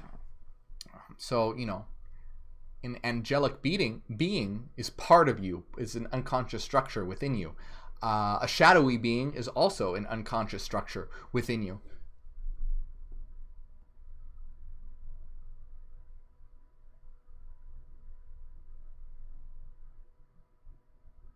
All right, let's continue and understand this, the secret doctrine of the Rosicrucians, because we've been able to unlock, even in the little we've read so far, we've been able to unlock so much with Hyperianism and ontological mathematics and see exactly what they have gotten wrong and some of the things they got right. So I want you guys to see how that what we are bringing to light is infinitely beyond, these secret doctrines and whatnot. But it is interesting to look at them and see what we can glean, because everyone learns in a different way. So the first aphorism states, "Time there was not, for change had not yet begun." Here again is expressed another hard saying for the student who has not grasped the true meaning of time. Time is, in the strictest philosophical meaning of the term, does not mean pure duration of existence. Instead, it means the measure of changing existence. An enduring existence in which there is no change of form, activity, or degree, mental or physical, is timeless. Time, in fact, is but the measure of change. Without change, there can be no time. In the true sense of the latter term, pure being manifests not time. Time is the result of becoming or change, and is always measured by change or becoming in something. I'm gonna clarify all this in just a moment. The following, I hate the lighting is terrible. It's making me look blue. I hate it. Anyway, I'm gonna explain this better, but let's continue and then I'll give a better explanation. Pure duration is conceived without regard to the motions of change in things. Time, on the contrary, is the sensible measure of any portion of duration, often marked by particular phenomena as the apparent revolution of the celestial bodies, the rotation of the earth on its axis, etc. Our conception of time originates in that of motions, and particularly in these regular and equable motions carried on in the heavens, the part of which form their perfect similarity to each other, are correct measures of the continuous and successive quantity called time, with which they are conceived to coexist. Time, therefore, may be defined as the perceived number of successive movements. Time, based upon the movements of the celestial bodies or the earth, is frequently measured by instruments based upon such movements, such as watches, clocks, sundials, etc. We are also conscious of the passage of time by changes in our mental states, our thoughts, our mental images, etc., both in the waking state or the state of dreams, without changes in the outside world, represented to our consciousness by perceptions of such changes, or without changes in our mental states. Time would not exist for us. It thus follows that given an eternal, changeless reality for whom and by whom no outside world has been or is manifested, and which is wrapped in an unconscious and dreamless sleep, such as it is pictured in the first aphorism, for such a reality there could be no time would present itself, timelessness would abide until change began once more. I'm going to clarify all this, don't worry.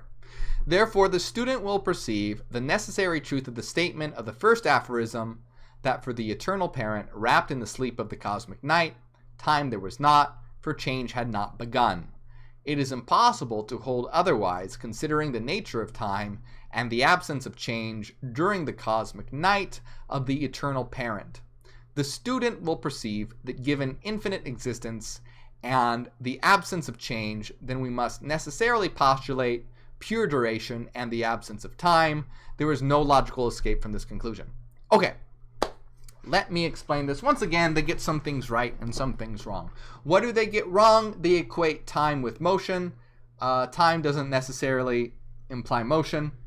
What they do get right is that time applies to the difference between the world of being and becoming. So, let's break this down really simply. We have the eternal reality, which is the source, okay? The source is outside space and time. This collective dream world we exist in together, we call the holos. And it's the realm of space-time. And this is the realm of space and time. So you have the source, which is outside space and time, pure mind, and then you have the domain of space-time, which is a domain of space and time. So how do we understand this realm of changeless, a changeless domain outside of space and time versus a domain of space and time that is full of change? I'm going to give you a couple different ways to look at this.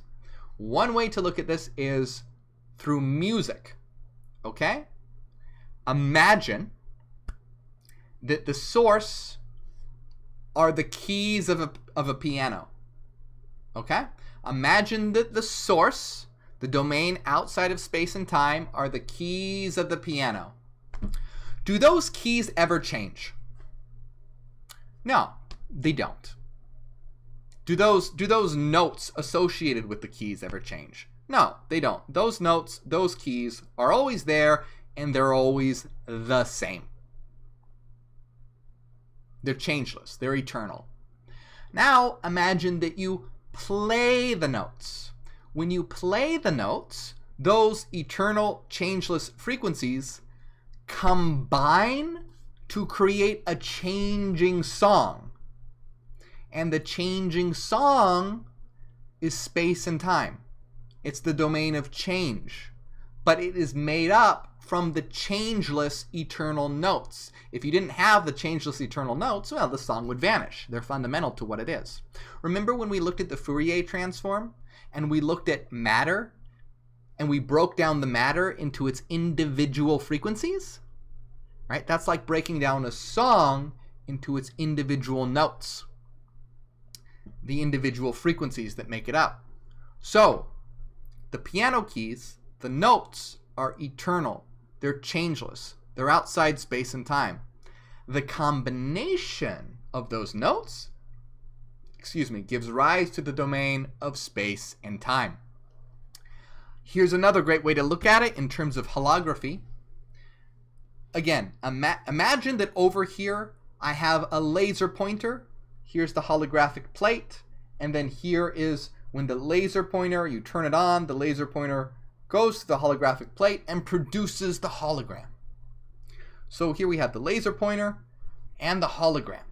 Well, guess what? The laser pointer is the source. That light isn't changing. And is there any space associated with it? No, it all exists. It's a single point. It's a single point, a single source of light. It's changeless, spaceless. But then over here, you have the hologram. And within the hologram, you have this world of change and expansion as well. Space. But guess what? If you flipped off the light, the hologram would vanish.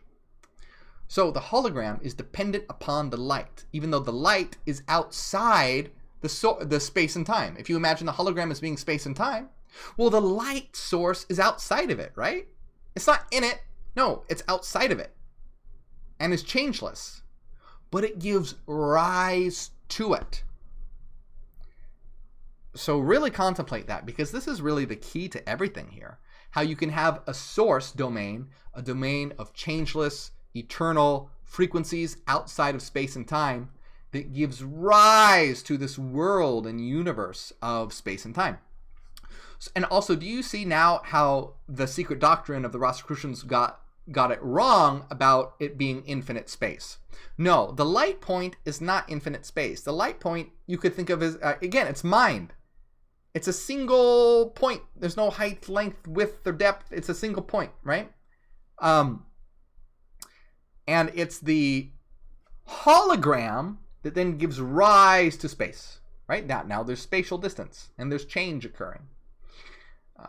So you can see how, with this source and hologram metaphor, you can even see how it is mind and light that gives rise to space and change, the realm of becoming.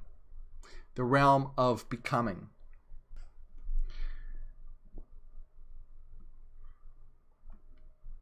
The first aphorism states, let me see here. Hold on. Oh, let me make sure I get the book back up on screen.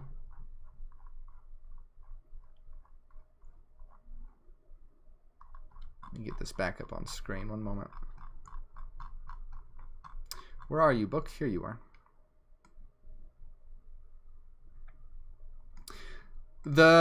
Okay. Things they were not, for form had not represented itself. Here again, we are presented with an unescapable conviction. A thing is whatever exists or is conceived to exist.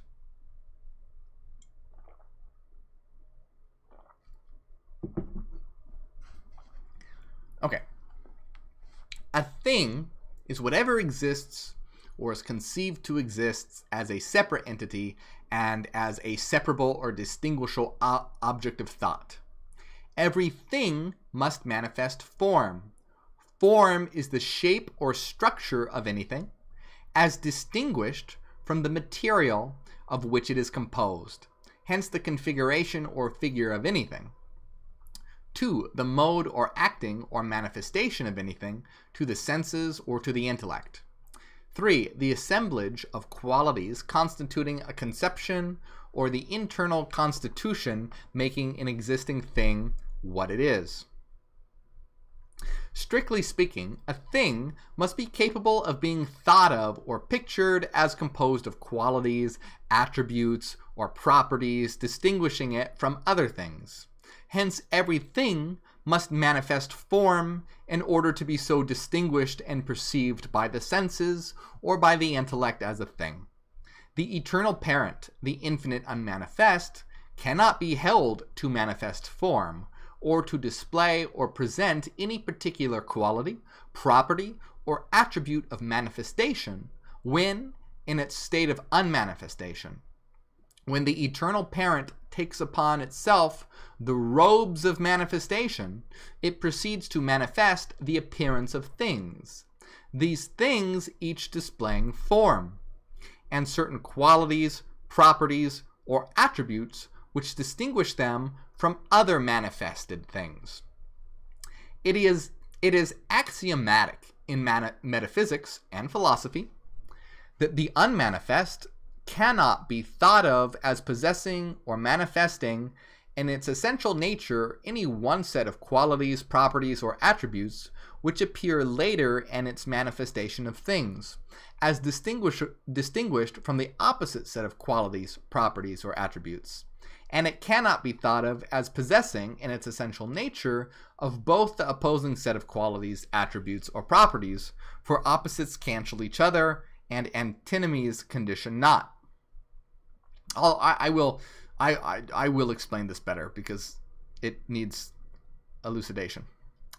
Instead of possessing qualities, properties, or attributes or form in any of the meaning of that term, the unmanifest must be regarded as possessing the possibility of infinite manifestation of form, qualities, properties, and attributes in its manifestations, or the infinite possibility of the manifestation of form, qualities, properties, or attributes in its manifested things.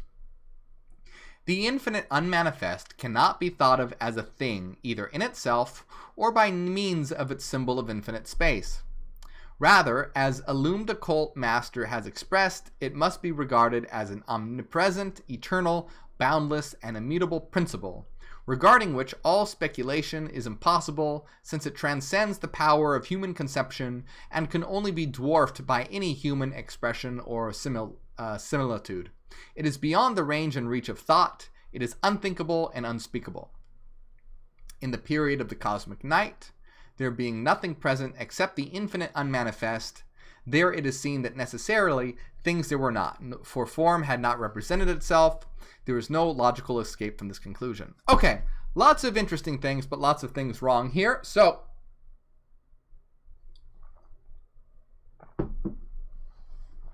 first of all, we have that says that they're saying that all speculation about it is impossible since it transcends the power of human conception.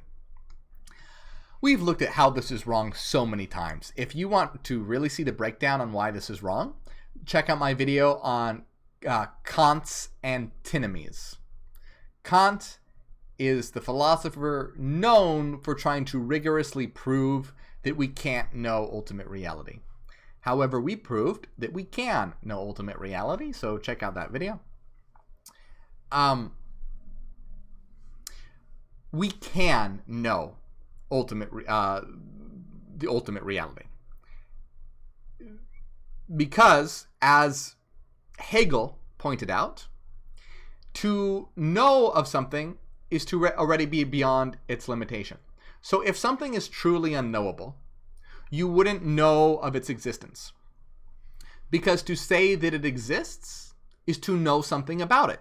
You're ascribing an attribute to it, the attribute being its existence. So, if you're saying X exists, you know something about X. Hence, it's not unknowable. If something were truly unknowable, you wouldn't be able to posit its existence. So, talking about the source of all reality, saying that it exists is to have knowledge of it, because you're ascribing an attribute to it, the attribute being its existence. If it was unknowable, we wouldn't be able to ascribe existence to it. So, it is knowable, and it's also knowable because it is thought. Thought can reach it, because it literally is thought. It is what we are. So I want you to be very, very careful. I say this again. I'm going to say this again and again and again. Any system that tries to tell you that it is unknowable is putting a divide between you and divinity. Because you are divine, you are all reality, and you can know yourself. To say that divinity, all reality, is somehow outside of you, or is unknowable, or is unreachable, is to try and put an unreachable bridge between you and what is true, and is ultimately just another version of Christianity that tries to tell you that God is something outside of you and is unreachable. No, you are God, we are mind, we are thought, we can access ourselves, we can have self-knowledge. And this goes back to the aphorism, know thyself and you will know the universe and the gods, because we are the universe and the gods, and we can know ourselves. It is epistemologically possible, absolutely. This whole idea about was there form, there were not material things before the universe. There were not material things. There was form, as in mathematical form, because we saw that what exists, sinusoidal waveforms, mind, it needs a structure. It needs a form. Sinusoidal waves have a form. They have a structure. Their structure is what allows them to be equal to nothingness. They are structures of void, structures of nothingness. It is precisely because of their mathematical form that existence is possible at all. So, there was form prior to the universe. However, that form did not manifest yet as material objects. So, did form exist prior to the universe? Yes. Form is eternal. Mathematical form is eternal. It's the code on which all reality hangs. It's how anything is possible at all. However, that form simply had not manifested into something material and separate to be experienced. So hopefully that clears up that passage.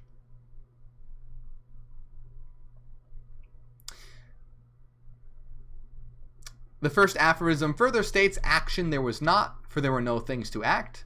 This statement requires little or no explanation.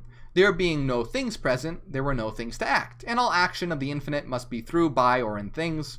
All action requires change. Where there is no change, there can be no action, and yet it must not be thought that the infinite unmanifest is powerless, for it possesses all power. It must not be thought that it is motionless, for it itself is in abstract motion. Speaking in finite terms, it may be said that in its state of the infinite unmanifest, the eternal parent dwells in a state of such infinite motion that, as compared with relative motion, in a state of absolute rest. This is fairly accurate. I would agree with most of what's being said here.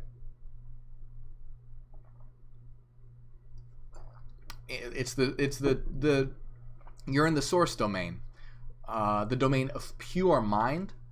It's that, you experience this as the domain of pure light or pure void, and it is still existence.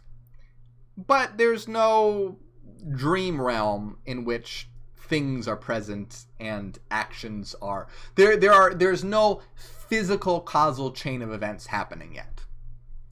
There is mental causation.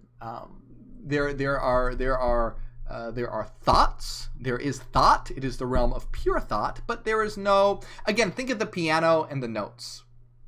You're in the realm of the pure piano, and the notes are not yet combining to produce a song, material objects in a dream world. So you're in that perfect realm. That, yeah. Anyway, it's this passage is fairly accurate.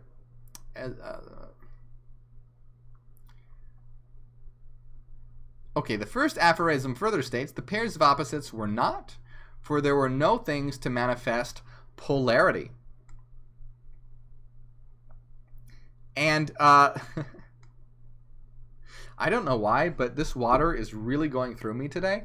I gotta use the bathroom again. So I'm gonna go use the bathroom. Sorry!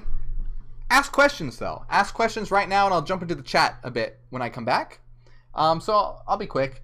Ask questions in the chat. If you're from Facebook, now's the time to go to YouTube. Like, subscribe, ask questions in the chat on YouTube, and I'll be right back.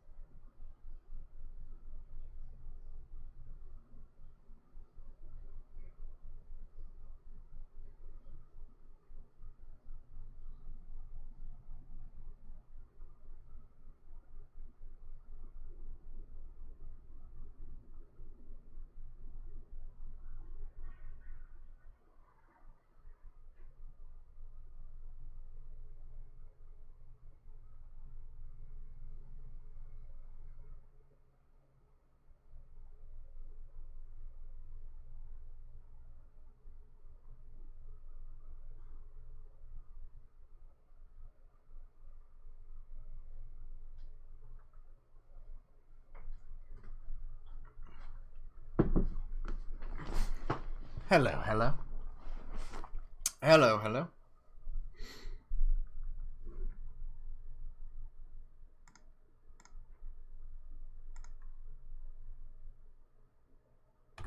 Andy Piet says, yeah, I made it. I'm glad you made it.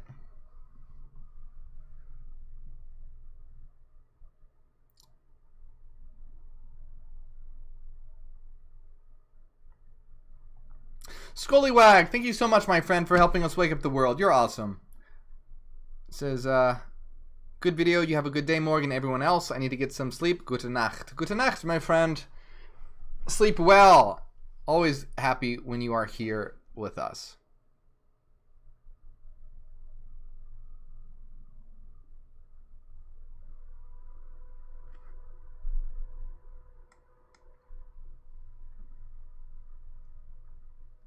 William Krauss says, we really need to retouch on metaphorical suicide. It is absolutely imperative to achieve in order to move on and understand.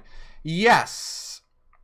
My book, The Metaphorical Suicide, is really important for understanding how to structure your mind so that these concepts even make sense.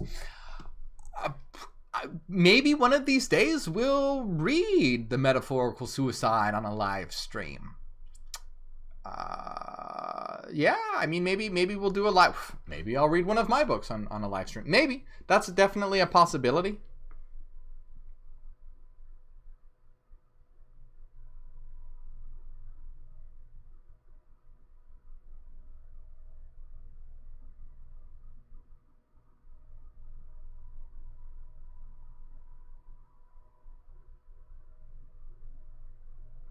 Well, I'm glad that this is helping to elucidate these concepts.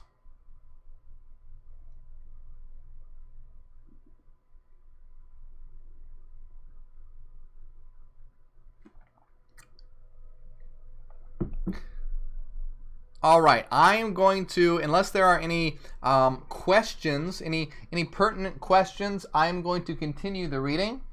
So if you do have a question, now's the time to ask it as I take one last look here. Once again, if you guys are on Facebook, so many are on Facebook, come on over to YouTube, guys. Jump in the chat on YouTube, say hi, I'll shout you out, subscribe. That's how you can help. That's how you can help. Share this video too.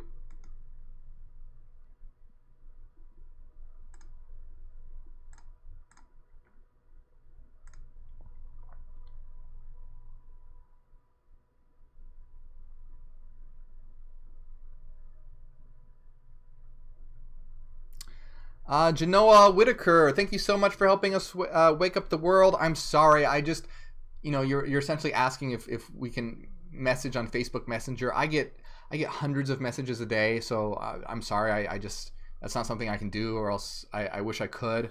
Catherine Trottier, thank you so much for helping us wake up the world. You are awesome.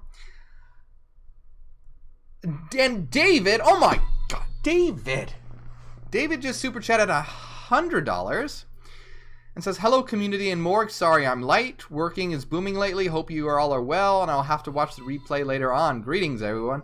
My God, thank you David, you are the Hyperion Mr. Beast. Thank you. I don't know what to say, but you are fantastic, my friend, and once again I can't tell you how much that helps in allowing me to do what I do. You are fucking phenomenal. So what should we send to David? Let's do Omega Spheres. Let us send Omega Spheres. You guys are already doing the sign of Nutera, but I'm calling it the Omega Spheres. So Omega Spheres to you, David, for being fucking fantastic. And we'll do the Slytherin colors. We'll do the Slytherin colors for you. Yes, let's get those Omega Spheres going. David, you laughed at Mr. Beast. Yeah, yes, you're the Hyperion Mr. Beast. Yes. Excellent. Let's get those going. I'm glad to hear work is going well for you, by the way, my friend.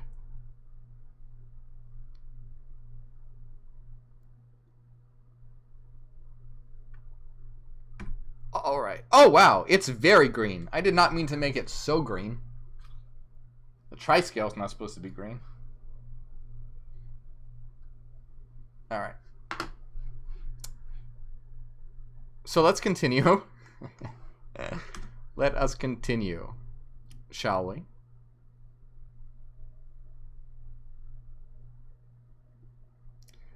Killy says, hello, Morgue. I'm not a sub, but I've been here for a long time. Love to you all. Well, thank you, but why don't you subscribe?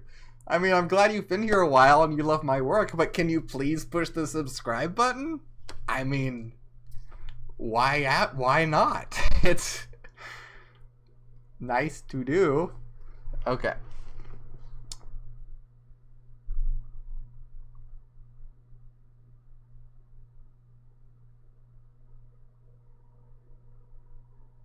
Okay, what are our likes at, by the way? We're at 331 likes. That's great. Wonder if we can get to 350. Let's see if we can get to 350. But let's continue our reading. I mean, yeah, you don't have to. But why not? Seth says, you're a really interesting person to listen to, even though I'm not 100% with you on some things or a lot of things. You keep doing what you're doing. Look forward to seeing more from you. Thank you for the support. I appreciate it. That's what I said. Many of us are Hyperions here. But if you're not Hyperion, that's perfectly fine. If you enjoy some of the things that I say, but not all, that's great. I appreciate the support. There's a lot of things that need to change in this world. So I'm happy to get support in change towards any of those. Because we need to work together, right? We need to work together and put aside our differences and work on the things that are most important. So, excellent. All right, let's continue.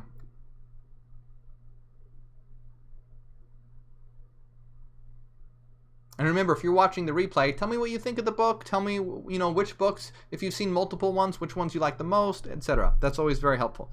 Let's find out here. Where did the book go?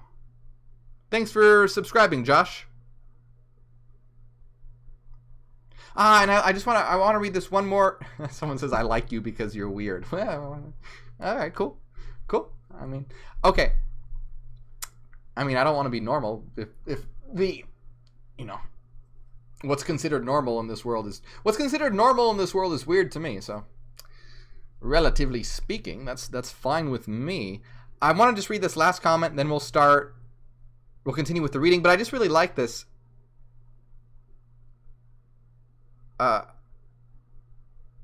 Josh said, good point, just subscribed. Thank you. First time I've ever seen you live. I didn't know you did book readings. That's awesome. I have problems reading a long period of time, so this is great for me. I really like that. I really like the fact that you guys enjoyed the book readings, because it's really important, and the attention span on the internet is so fucking tiny. And I have to make my videos usually really fast, sometimes under 10 minutes to try and get it seen. So I really like that you guys enjoy these book readings so much, because this gives us the opportunity to really dive into these things. Oh, Nicole says, I just subscribed too. Yes, excellent. Thank you. Yeah, if I see you, I'll shout you out.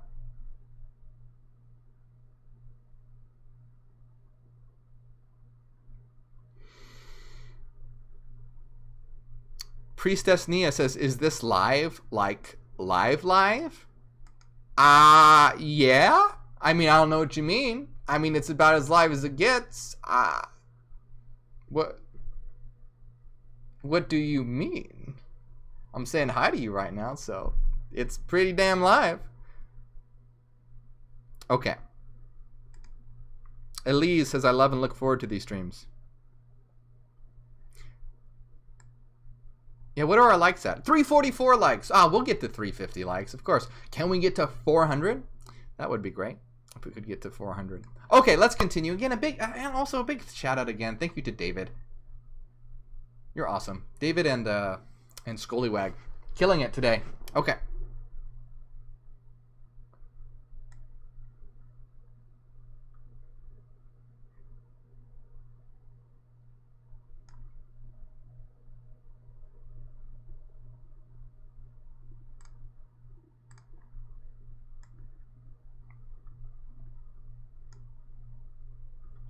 So, the first aphorism further states, the pairs of opposites there were not, for there were no things to manifest polarity. As every student of philosophy knows, or should know, everything manifests a combination of qualities, properties, or attributes. Each quality, property, or attribute is one of a pair of opposites, one pole of the two poles, of qualities which are ever found present. Given one quality, property, or attribute of thingness, it necessarily follows that there is an existence in other things in opposite or other pole, its antithesis. There is no exception to this rule, and though the opposite may at first appear to be absent, diligent search will surely reveal it, and its necessary existence must be logically predicated. Thus we have the following familiar opposites: hard and soft, hot and cold, large and small, far and near, up and down, day and night, light and dark, long and short, etc., even where our language fails to supply a definite term of the opposite of a discovered quality, property, or attribute, the opposite may be expressed by prefixing the term not to the observed quality, property, or attribute. Okay, so basically it's saying that opposites exist, and they imply each other. You can't have hot without cold.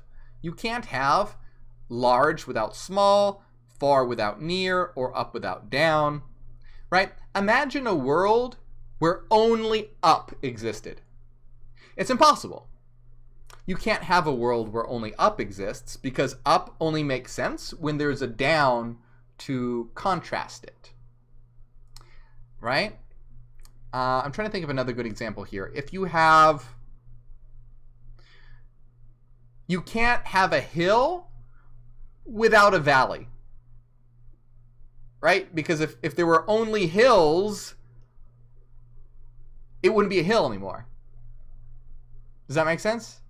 So you can't have a hill without a valley. You can't have an up without down. You see how opposites imply each other. You can't have hot without cold. Only by having contrast do you have opposites. And can things exist? So some thinkers have sought to imply that the term infinite implies a quality, property, or attribute which was the opposite of finite. But this is merely a play upon words. The word infinite implies an absence of limitations, bounds, or form, and does not indicate any limit, bound, or form, no matter how extended. It is impossible to form a mental image of the infinite unmanifest, or to attach thingness or form or quality, property, or attribute of any kind to it. I mean, actually there is. This is not correct. I'm going to explain why in a moment, though. Hence, the term infinity is not a true opposite. It is only when manifestation begins that pairs of opposites or polarity put in an appearance. The infinite unmanifest possesses the possibility of an infinity of manifestations, all objects of which manifestations must exhibit one or the other of any given set of qualities, properties, or attributes. But to the infinite unmanifest itself, the eternal parent, in its essence, there can be no polarity or presence of any one set of pairs of opposites. Hence, as elsewhere, the student is directed to think of the infinite unmanifest by means of its symbol of infinite space, wherever he wishes to test any of the statements of the first aphorism. Okay, so basically they are saying that prior to existence, there are no opposites. Are there no let's put it in mathematical terms to really understand what the truth of this is. So basically, polarity. You can't have up without down, left without right, hot without cold, blah, blah, blah, blah, blah. You need the thing without the thing to make any definition. So let's remember, what do we know about let's see, what's a good example? Remember that the source is this. This is the source formula, okay? And we're looking at one of the waves in the source formula. The source formula is the perfect domain of pure waves. And so do we have polarity in these waves? Well, yeah, we do. Because take a look here. I can't point to the screen because you won't see what I'm pointing at. But look at this point. Here we have up, right? This is up and down, okay? Up and down. We have polarity, and we have all the gradations in between. So we have opposites, okay? So here are opposites, up and down, or positive and negative. So here is where it gets a little interesting to understand, because opposites do exist, but in the source, the opposites are unified. And this is what allows the source to equal 0, because it's the unification of opposites. Because, let's find this other graphic. So once again, we have up and we have down. Up and down. But what happens when you add up and down together? You get 0.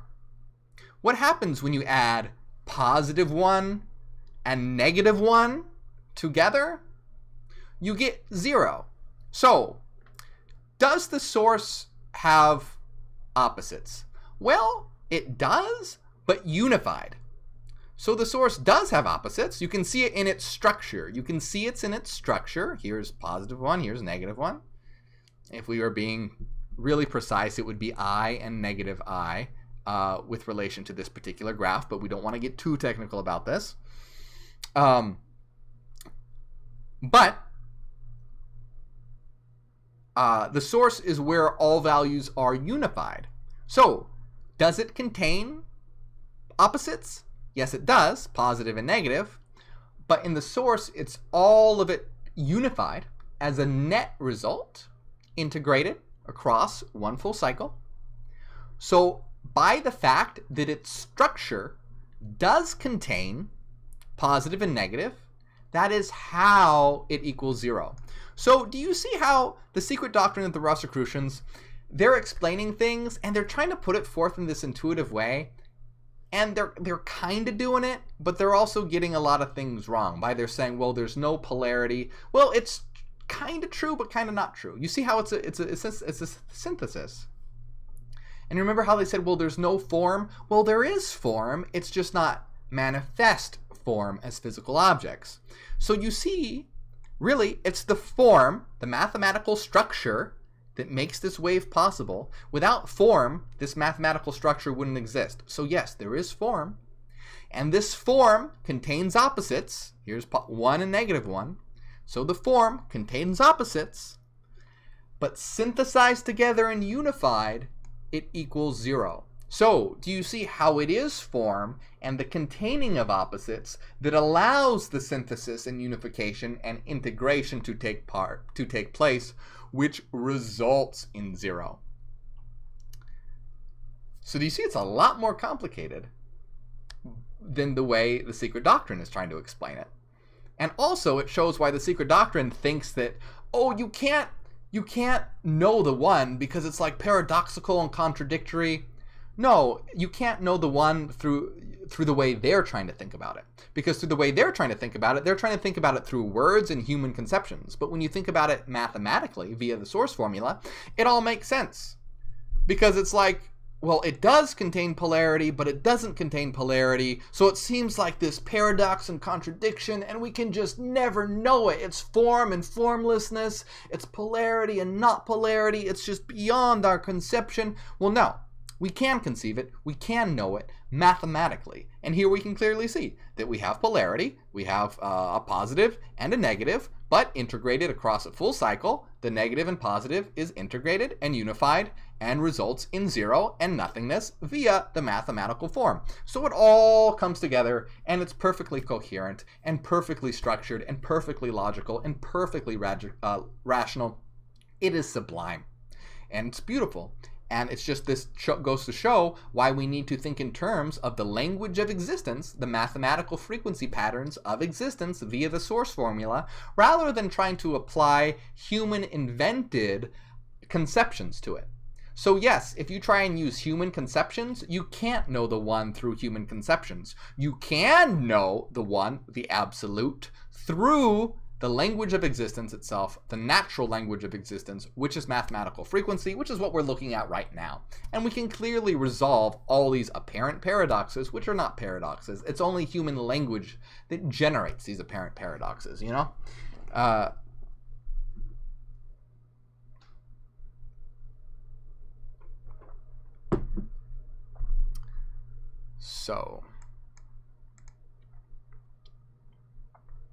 The first aphorism finally states,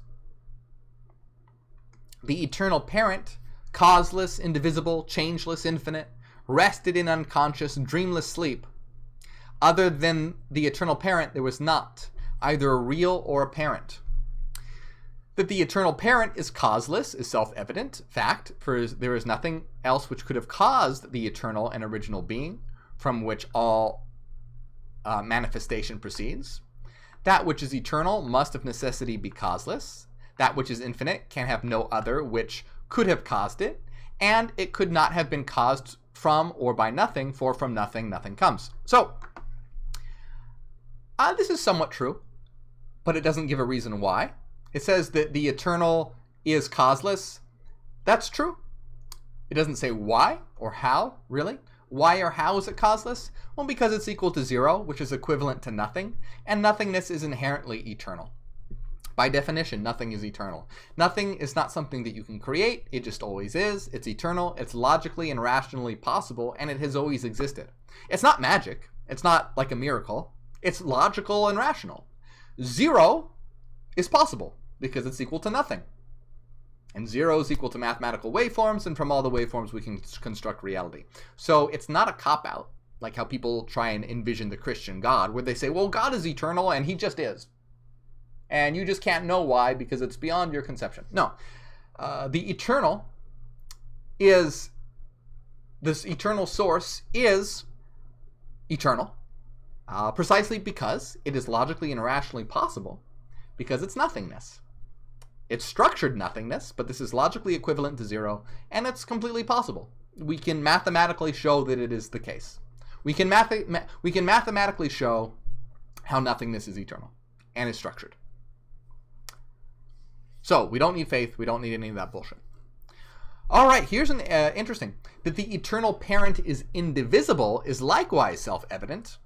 For anything that can be divided or separated into parts or particles must in the first place be originally composed of parts or particles. And anything that is composed of parts or particles must be merely a composition, an aggregate, a collection, or crowd of such parts and particles, and therefore not a real entity or unity at all. Moreover, that which is infinite cannot be divided or separated into parts or particles without losing its essential infinity. A divided infinite is no infinite at all, but merely a collection or crowd of finite things. Absolute indivisibility must be predicated of true unity and infinite being. There is no logical escape from this conclusion. Okay, actually, there is, and they're wrong. So this is incorrect. The one, the absolute, is divisible. Okay, so what you are is an eternal mind.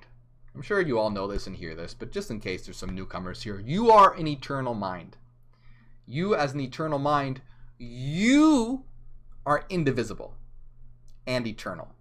The one, or the absolute, is the collection of all the minds together. So I'll show the graphic that I always show. You can conceive of the one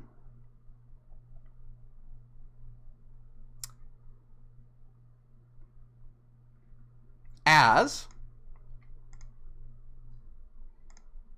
oh, just 1 second here.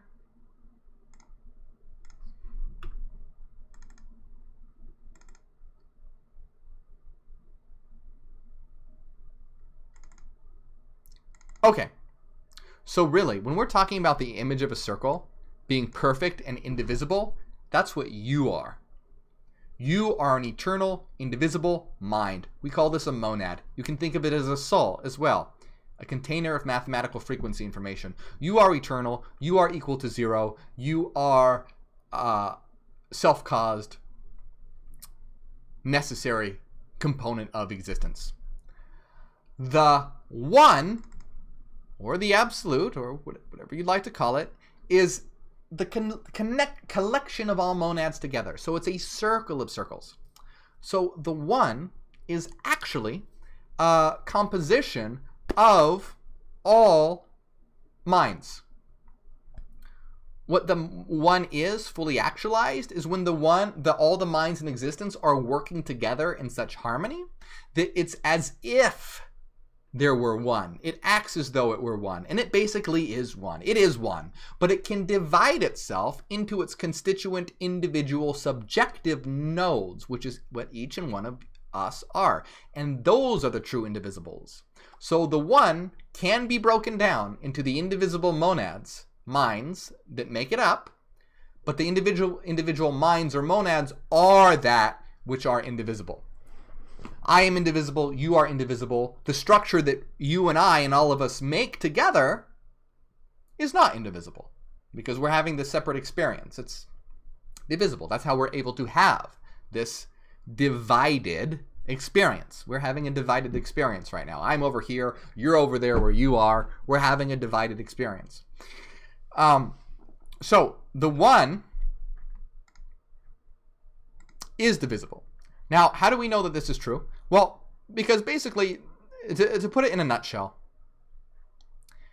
we can do all these arguments to show that a single monad is possible and that it's equal to 0. And by the principle of sufficient reason, if one monad, 1, 0 is possible, then there's nothing to stop a myriad of them existing. So you can have myriad monads. Why is this possible? Well, because they're equal to 0. And it doesn't matter if you have 1 0 or a ton of zeros. It's still equal to 0. If you have 0, it's 0. If you have 10 zeros, it's still 0, right? Because 0 plus 0 plus 0 plus 0 is still 0.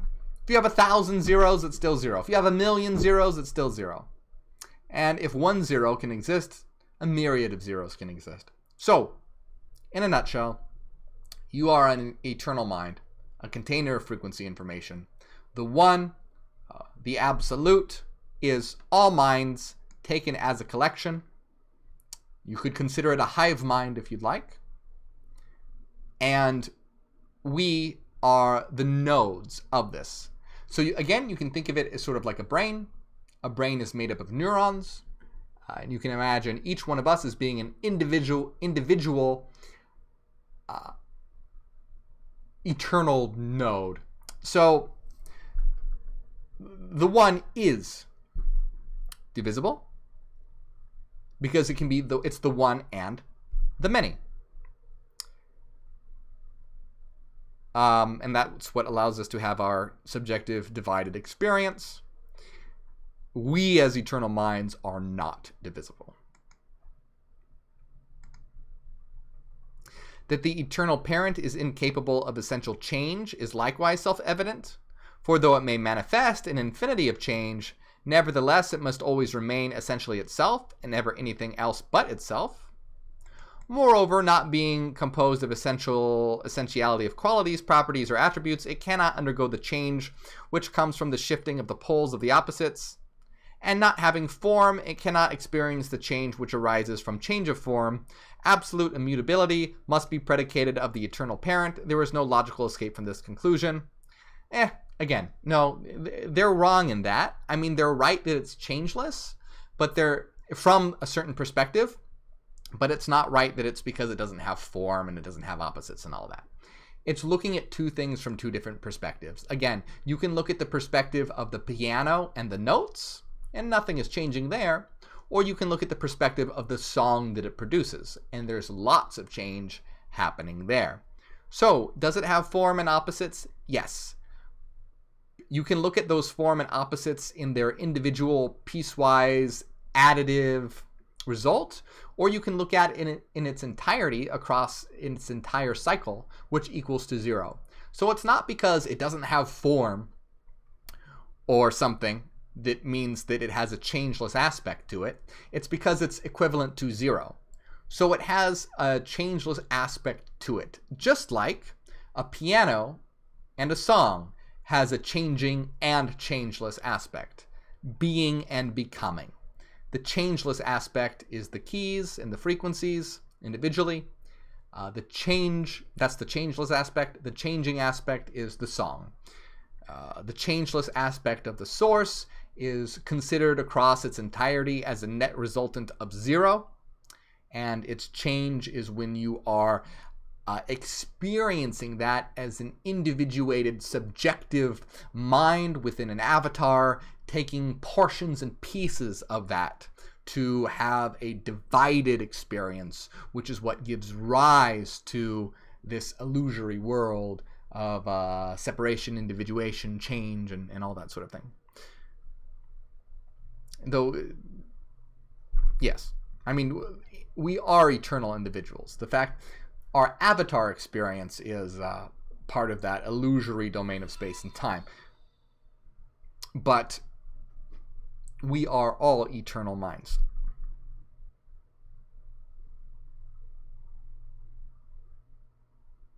That which is absolute and original, ultimate and elementary can have no binding or limiting conditions or things.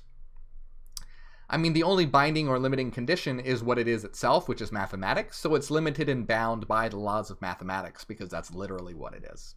That's why it's a circle. That's why it has the shape and structure that it does. That's why it results in 0. It's the only shape and structure that, by the principle of sufficient reason and Occam's razor, can result in 0.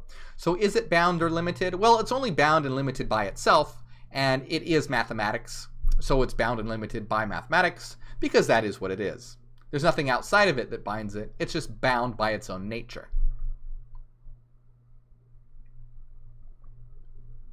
That the eternal parent rested in unconscious dreamless sleep is held by all advanced metaphysicians and philosophers to be a logical necessity if we are to postulate the existence of a period or state of unmanifestation. Yes? As all psychologists and philosophers know, consciousness, even the forms of dreams, is impossible without change. A changeless state of consciousness can only be expressed as unconsciousness. Now, this is actually really, really good, because most people get this wrong today. A lot of New Agers, a lot of Eastern teachings, a lot of other occult teachings, a lot of people under like the Copenhagen interpretation of quantum mechanics. I mean, not even the Copenhagen interpretation, but conceptions of quantum mechanics that take consciousness as being fundamental. We understand that consciousness is not fundamental. It's mind that's fundamental. But again, you're going to hear a lot of New Agers and stuff say that, oh, it's consciousness that's fundamental. It's not consciousness that's fundamental. We can exist in an unconscious state. Consciousness is a structure of mind. Consciousness is an advanced form of mind. If you think of mind like bricks, consciousness is like a house, right? So you can have bricks without the house, but you can't have the house without the bricks. Likewise, you can have mind without consciousness, but you can't have consciousness without mind. Consciousness is a self-aware experience. Consciousness is mind thinking about itself consciously. It's meta thought. It's you being able to think, I am having a thought right now. Right? If you think, if you're more like, if you're guided by instinct and you feel hungry, so you just go and eat food, it's unconscious. Consciousness is going, you know what? I'm hungry. So I think in a few hours I'll make something to eat. Oh man, but that means I have to order something from the supermarket, and I'm really trying to watch my weight, so I have to make sure that I measure out the calories correctly. Now you're thinking about thought. And this is the hallmark of consciousness. And consciousness is a sliding scale. For the most part, animals are unconscious. For the most part. They're, so an animal is hungry, it goes and eats, it doesn't think. Oh, I think in several hours I will go and, try and get food from the closet, or food in the closet. Who puts food in the closet? You know what I mean. The cupboard, whatever people put food in. So you see what I'm saying? There's this reflective essence that's an advanced form of mind. So it's good that they're pointing this out, because a lot of esoteric doctrines and a lot of fucking New Ageism, which is why there's a lot of bad things about New Ageism, gets this very wrong. So they get, here, this is a good thing.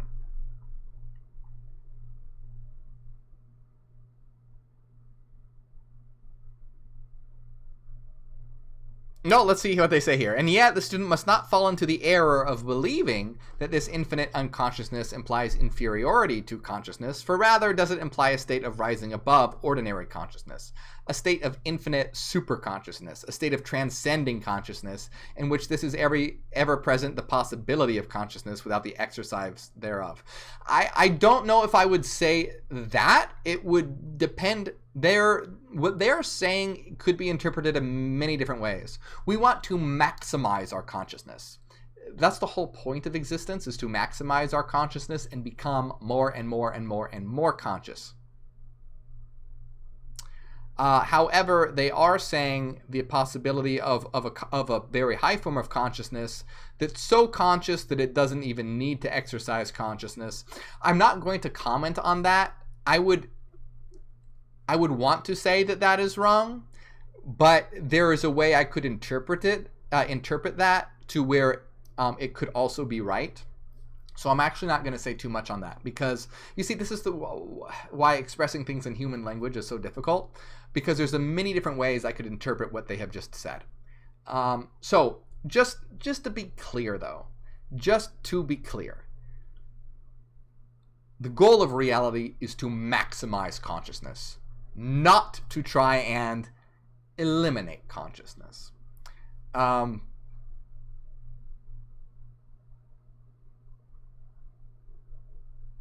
But we will continue. Man, I just, discussing this particular point, I could do a whole stream on this. But anyway, let me move on. We'll get back to it, because there's a lot we could unpack there. Ordinary consciousness is a descent from the state of unconsciousness, not an ascent. Depends how you interpret that. Depends how you interpret that. Definitely not how I would express it. This distinction is important and must not be lost sight by the student. As we shall presently discuss, see, there's just, I don't like that they express it that way, because then people start thinking, oh, negating consciousness is a good thing. No. Just take it, the important thing to take away is that our goal is to maximize consciousness. Okay, to attain absolute awareness, absolute consciousness, Abraxian consciousness, is the maximization of our consciousness, actualizing ourselves, never negating, okay?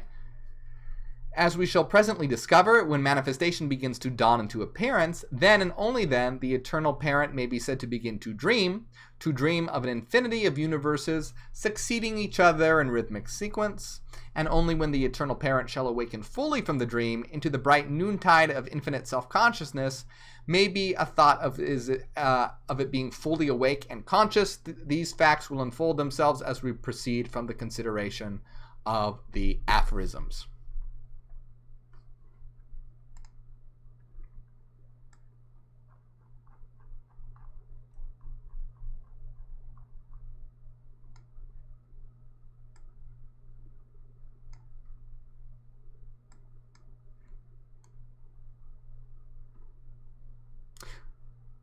Oh, I missed some people. I was really involved in that. I was really involved in that reading. I got lost in that, guys. I shout out to the Mad Hatted Wonka for helping us wake up the world. Says, when will the hardcover of The Path of Shadow be available? We're out of stock on the hardcover of The Path of Shadow. I don't know when they'll be back in stock. Honestly, probably not for a little while. The soft covers are in stock. It's at iamhyperion.com. The soft covers are in stock. And hey, I'm actually shipping them tonight. So if you order one soon, I'm literally going to ship it tonight after I get off this live stream. But hardcovers are not in stock right now. It's going to be a while before they're back in stock, as far as I know, just because I have a lot on my plate right now. And ordering and managing more stock takes away from me being able to create videos. And then, oh, Chrissy Hall super chatted $25. Thank you for helping us wake up the world, Chrissy. I appreciate it.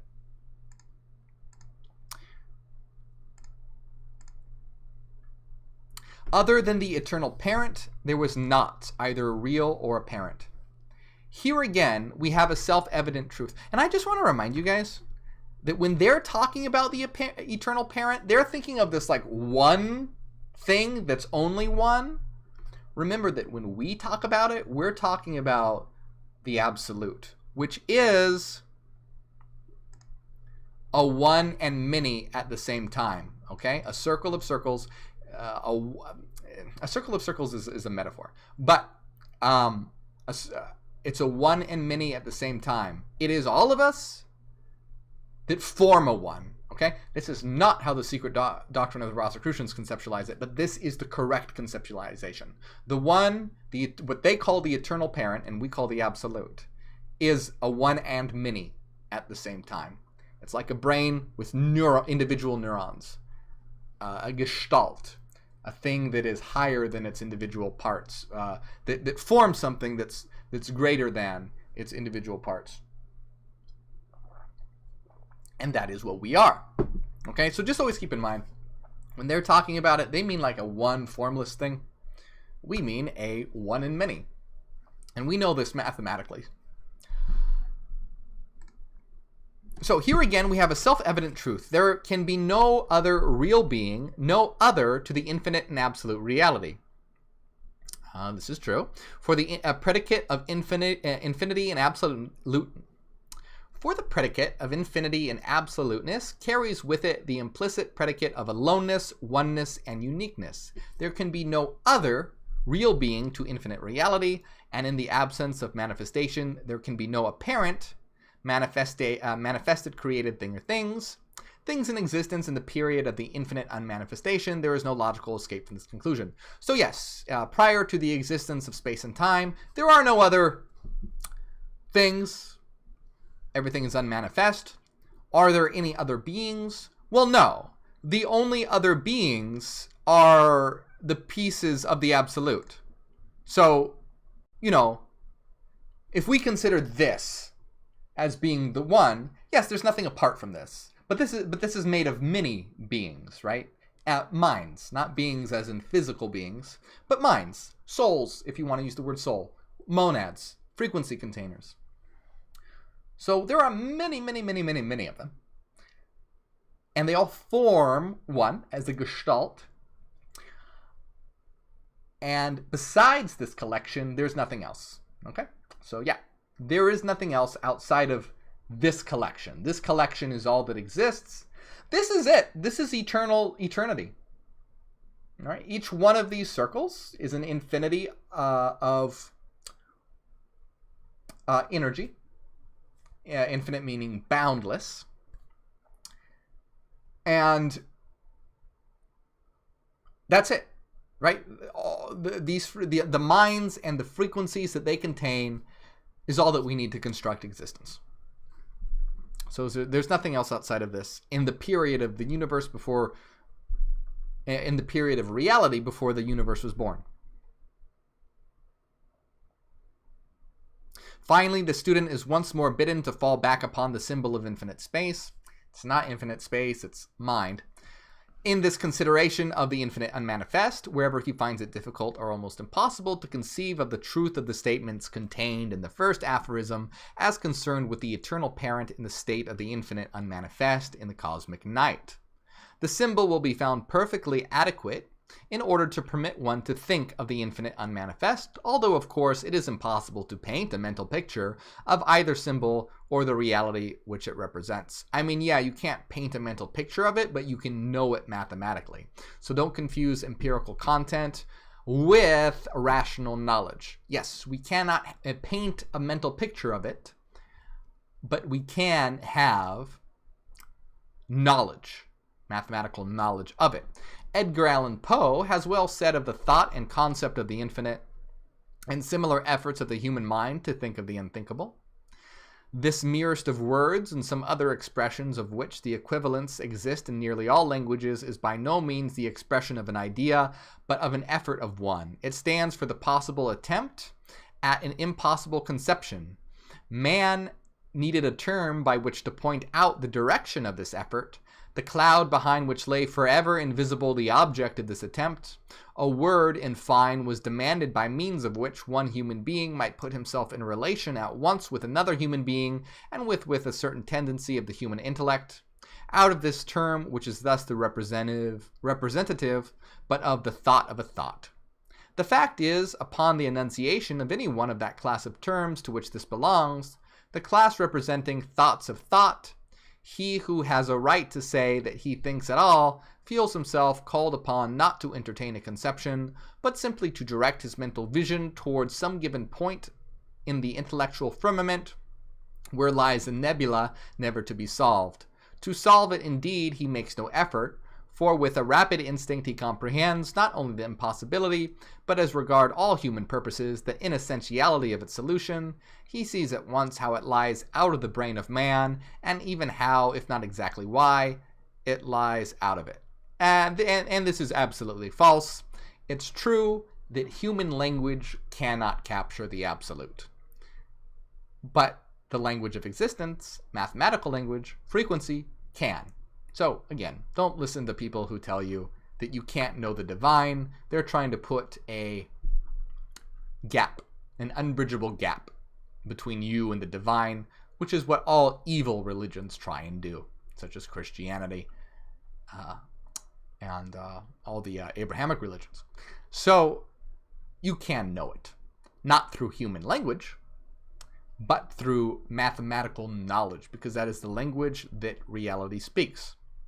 In the secret doctrine of the Rosicrucians, therefore, there is no attempt made to define the essence of the eternal parent.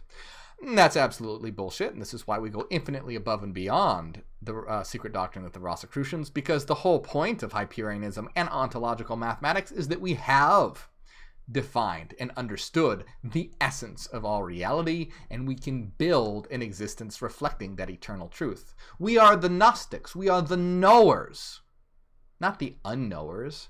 What kind of, why would you want to be part of occult wisdom that says knowledge isn't possible? What kind of wisdom is that? It's anti-wisdom. It's lack of wisdom. It's lack of knowledge. People think it's so enlightened to say you can't know.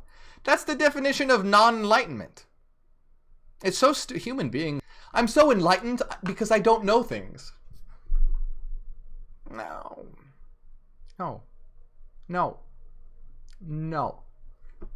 Enlightenment is knowledge. Knowledge is enlightenment. Don't be dumb. In the secret doctrine of the Rosicrucians, therefore, there is no attempt made to define the essence of the eternal parent. Well, what the fuck are we doing here then? Right? Again, there's interesting things to know here. There is. But again, don't get caught in these traps. In fact, it is held in the spirit of Spinoza's celebrated aphorism that to define the infinite is to deny the infinite. In refusing to ascribe the finite qualities, properties, and attributes of personality to the eternal parent, the Rosicrucians do not mean to imply that the infinite reality is below the plane of personality, but rather that it is so immeasurably above that plane and so infinitely transcends all personality that it is childish to speak of it in terms of personality. We can easily transcend the plane of personality by accessing the immutable domain of frequency. We have that power. We have the power to transcend it, because we're not simply immanent beings. We're both transcendent and immanent. And this is what they fail to recognize. We're transcendent as eternal minds, having an immanent experience in avatars in a body. Yes, through words we can't understand, but as transcendent beings, and through the mathematical language of existence, of course we can. And that's what enlightenment is all about. Come on, people. Get it together. It has been held by eminent thinkers that even the I just hate, how can you call yourself a thinker if you're denying thought, the possibility of knowledge? You're not a thinker if you deny yourself the possibility of knowledge. You're a non-thinker. You're an anti-thinker. You're a thinker that attacks thinking. So stupid. Even the finite intelligence of man is capable of conceiving of a state of intelligence as much higher than that of the most intelligent man, as the latter is higher than that of the black beetle. This being so, it can readily be seen that such a power, to which the manifestation of such a superlative degree of intelligence being is but a begattle? I've never heard that word before. A begattle effort of power is and must be in its essential nature so infinitely above the plane of human personality that it is practically an insult to think of it in terms of personality. Well, you don't, as has been frequently stated in this consideration of the first aphorism, the state of being of the infinite and absolute reality, the eternal parent, during the state of the infinite. And do you see how we can, by the fact that we do know that we can know, we know that we can know, by the way, we can understand much. Of course they're making all these mistakes, such as the eternal parent is a single formless oneness. Well, yeah, if you say that you can't know it and you don't make any attempt to know it, you're going to get it wrong. So, if you really think you can't know it, you can't be ascribing all these properties to it. You must be silent upon which that cannot be spoken. If you're saying it cannot be known, don't talk about it. Don't say that it has certain attributes, because you are committing a logical fallacy by doing so. As has been frequently stated in this consideration of the first aphorism, the eternal parent during the state of the infinite unmanifest cannot be expressed in words, for it is beyond words. Correct. It can only be thought of only symbolically. False. By means of its only symbol. False. It can be thought of mathematically. Symbol, no, by symbol they're not talking about math. They're talking about symbol like, I mean kind of like math, but that's not their mean. They're talking about metaphor. All right, this is what they're trying to get at. They're trying to say that metaphor captures it. No, it does not. Even symbolized, it can be thought of only in terms of negation, for being in the state of absolute being, which, as Hegel says, is practically identical with non-being, when the term being is used in the sense of the finite, conditioned, and qualified being. It cannot be thought of possessing any of these qualities, attributes, or properties of thingness. Therefore, its states of being can be suggested only by using the terms implying the negation of all those qualities, properties, and attributes which men ascribe to things, even to those things which they feel rather than conceive, and which represent even the remotest limits of their mentative efforts. Okay, so now they're talking about Hegel, but guess what? Hegel described it much better. So Hegel described this world as being the unification of being and nothing, saying that, so what they're basically saying is that, oh, it's formless. Oh, you can't speak about it. Well, I mean, it's true, you can't speak about it, but that you can't know it. It's formless. It has no polarity. It has no form. Well, what Hegel said was that it was equal, being and nothing were equivalent, which is exactly what we say, except expressed mathematically. What does that mean? It means when you take all things together, it results in nothing. Just like when we saw the wave. When we consider the wave in its entirety, it results in nothing. All things equate to no things. Nothing. All things considered entirely equate to everything. And they are quoting Hegel, but guess what? Hegel's philosophy was all about self-knowledge. The whole point, and this is where Hegel's philosophy is infinitely superior to this, because Hegel's philosophy is all about the fact that reality generates a dream world, and why does it do it? According to Hegel, all reality generates a dream world so that it can come to know itself. So the whole point of existence and the generation of this dream world and everything that happens, according to Hegel, is so that we can know. So that we can know. That's the point of everything. And Hegel knew this. So they should not be quoting Hegel here when they're saying, well, you can't know, we're not even going to try to define it. Well, then what's the fucking point? You just remove teleological striving from existence. The whole point is to teleologically strive towards complete and total self-knowledge, understanding, knowledge of existence, knowledge of the universe, self-actualization. That's the whole point. That's the whole point of you could put it in terms of alchemical transmutation. Edwin Arnold, in his beautiful poem, The Light of Asia, has well expressed the Buddhistic conception of this beyond thoughtness of the essence of the infinite reality in the following words. Om Amataya, measure not with the words the immeasurable, nor sink the string of thought into the fathomless. Who asks does err, who answers errors, says, say not. Shall any gazer see with mortal eyes, or any searcher know with mortal mind? Veil after veil I will lift, but there must be veil upon veil behind. And so we see how Buddhism is another toxic structure. Because what does Buddhism say? Again, they're saying veil, you lift the veil, there's just another veil. And for every veil you lift, there's just veil upon veil. No, we can lift the veil, we can know. That's what the whole point is. It's self-knowledge. So once again, Buddhism is another self-negating philosophy rather than a self-actualizing philosophy. It's not a system of knowledge, it's a system of anti-knowledge. It's a system of negation and detachment rather than actualization and triumph and power. We are headed towards the omega point, and this is why Hegel's philosophy is infinitely more powerful than any of these conceptions. It's a lot more difficult for people to understand because it requires knowledge. And guess what? People would much rather believe that it's about non-knowledge, because what's harder? Knowledge and understanding, or not having knowledge? Well, of course, the absence of knowledge is much easier. You don't have to do shit. And humans are very lazy, imbecilic creatures that take the path of least resistance and would love a religion and love religions, love philosophies that tell them they don't have to do anything or know anything. That's why they gravitate to these philosophies, because they want a philosophy or a religion that tells them they don't have to know anything. Because knowing things is hard. But that's why we live in a difficult world. This world is generated to have self-knowledge and become powerful, to become godlike. So do you want to have no knowledge and worship a god, or do you want to have knowledge and become God? That's what separates Hyperions from the rest of the world. Do you see that different way of thinking? Do you want non-knowledge and to worship a god? Do you want to know nothing and worship a god, or do you want to have knowledge and become God? That's the difference right there.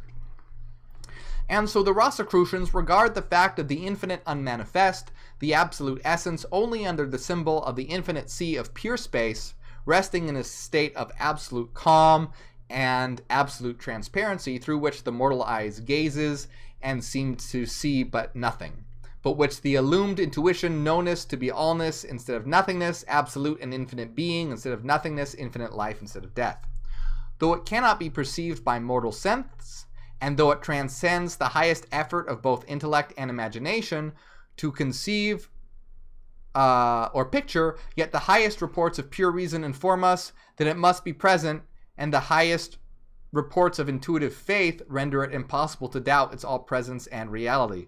To the ignorant and the half-wise, the symbol may seem to indicate nothing, but to the illumined and truly wise, it is seen to be present.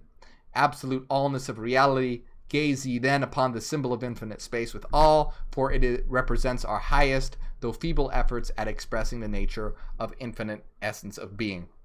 So, once again, as we see, there's this denial of being able to know it, but like through faith and reason, we know that it's there, but that it just can't be known. No, first of all, faith is bullshit. You don't need it. It's not necessary. It's not part of anything. Faith is toxic. And reason not only allows us to know that it exists, but to know its properties. And that was the total point of the philosopher Hegel. So it's ridiculous that they quote Hegel, because the whole point of Hegel was that pure reason can know. This is very Kantian. This is very Kantian thinking. And Hegel is contra Kant and shows that pure reason can not only know of the existence of the true reality, but can access it. And that's the whole point, is to have self-knowledge of us as the true reality. To say that you can't have knowledge of true reality is to say that you can't have knowledge of yourself, because you are true reality. So don't listen to, doctrines that try and deny your divinity, doctrines that try and take away your sovereignty, that try and take away your power, that put a bridge and a gap between you and the divine. We can know, and this is the whole point, and why we're able to find, you see how much more powerful knowledge is how we're able to find all these inconsistencies and difficulties in these ways of thinking, and how we're able to go beyond and know these sorts of things. So, what I am going to do right now is, what am I going to do? I am going to use the bathroom because I have to take a piss again. I don't know why I have to take a piss so much tonight. Very odd. But anyway, I'm going to go do that. I'm going to come back, jump in the comments, and answer some questions. So now's a good time to ask questions. Ask them now. If you're on Facebook, come on over to YouTube and ask questions. And we're at 370 likes. Can we get to 400? Can we do it? Go hit like. That's a good thing to do. And I will be right back, so get ready to ask some questions.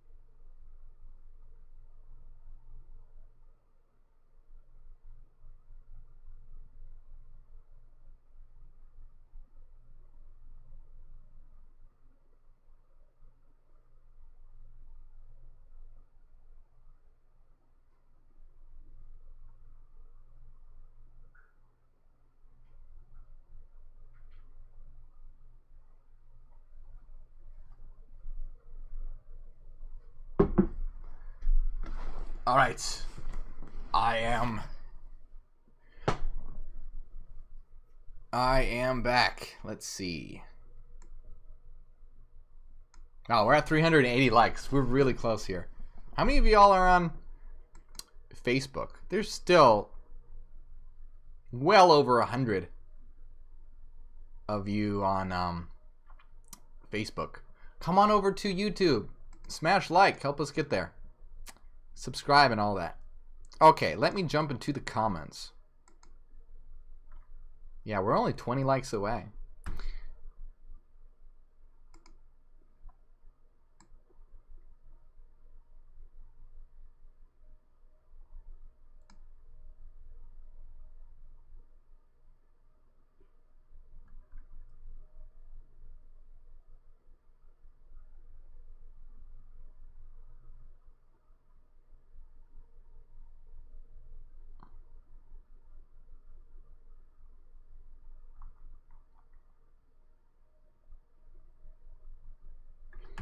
All right, nice to see you guys. Let's see. Let me see. Where can I get your books? I am Hyperion.com. I'll put a link. I'll put a link to where you can get the books. That's where you can get them, and I'm shipping. I'm shipping them out tonight. So if you get one now, it'll get to you pretty fast, because right after I get off this live stream, that is where what I'll be doing. And yeah, so we have a lot. If you haven't seen yet, by the way, make sure I just released a video on 3 secrets of the Egyptian Book of the Dead that show that death is an illusion. I just released that video a couple days ago. Was it 2 days ago? It was Saturday, just a couple days ago. So make sure you watch it. It's on my channel right now if you haven't seen it yet. So go watch it for sure. And definitely. And just so you guys know, you can also support on Patreon. I get some people asking about the secret live streams. You can support on Patreon to get access to the secret live streams. Thank you, Elena. Your words and analogies are super powerful and inspiring. Thank you for all you do and teach. I'm glad that you think so, and I'm glad that it helps. And what I really want to get across to people is that all these philosophies are trying to strip you of your power. I mean, even look at this, they tell you can't know. And people fall for these traps in like New Ageism and Buddhism, even a lot of occult philosophies and things like this. They fall into these traps that tell you, oh, that you can't know, that it's unknowable, or all these different things that try and ultimately strip you of your power. And that's just a new toxic religion. It's a new toxic religion. We're very much against the mainstream literalist interpretation of the Abrahamic religions for a number of reasons, because there's violence and homophobia and all that, but also because it strips you of your divinity. It tells you that there's a gap between you and the absolute, and we teach that no, we are the absolute. There is no gap between you and the absolute. The absolute is what we are. And any philosophy that teaches you otherwise is trying to control you in some way or limit you. Why would you adhere to a philosophy that tries to limit you?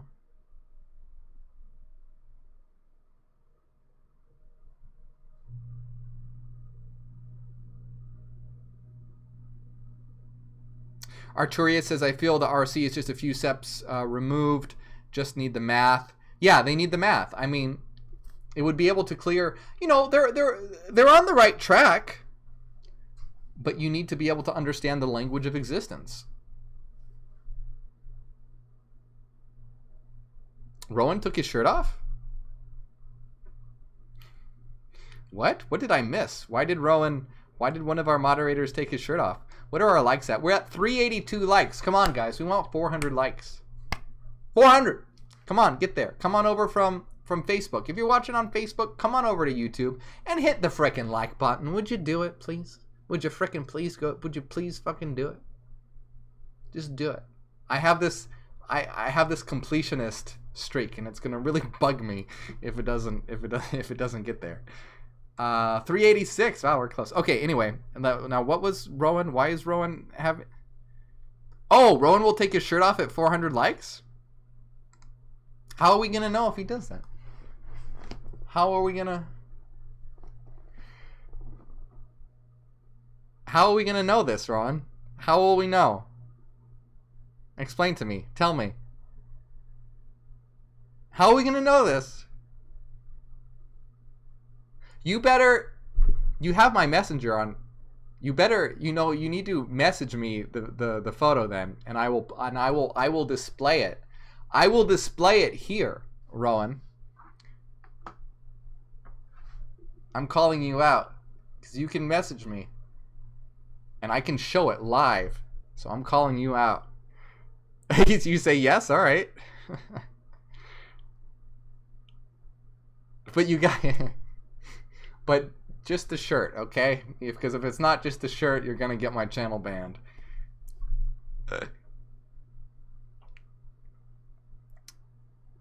What, I did not... This conversation took an odd turn. You guys, I never know. You guys always take these things into strange places. But I hope that the philosophy was also good. Yes, I hope. We're at 393 likes according to here. Lilith Ishtar is from France. I believe we've had other French Hyperions. Do we not have the Unity document translated into French? I believe we do. I could be wrong. Yeah, the likes are jumping out now. What are we at? We're at 398 likes. Oh, look at that. Rowan, you're getting people coming over from Facebook now to get the... Good job, Rowan. Apparently, you are the carrot that gets the people to move. By the way, if you're from Facebook, subscribe. If you're from Facebook moving over to YouTube right now, come subscribe. Let me know in the comments, and I will shout you out. You'll be famous. I'll shout you out. Do it. You know you want to. Are we at 400? Are we at 400? Mine says 399. Mine says 399. You guys are all saying 4. Yeah, we're at 400. All right, Rowan. Message me the shirtless pic apparently. And I guess that's what we're doing. I guess that's what we're doing now. I guess that's what's happening. Tara, I'm glad you enjoyed my teachings. Abby says this is the first live stream. Welcome, Abby. Welcome. If you guys are just joining us, you're probably very confused about what this shirtless individual has to do with the secret doctrine of the Rosicrucians. And nothing at all, but welcome.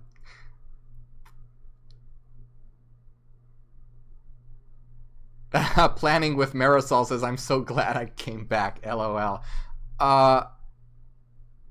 Let me, where is, let me see. I'm going to check and see if it's there, Rowan. I'm going to check right now.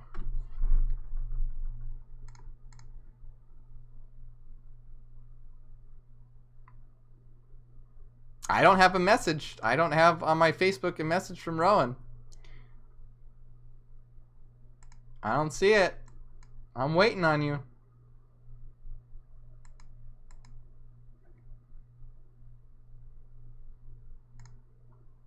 Rowan says sent. Okay.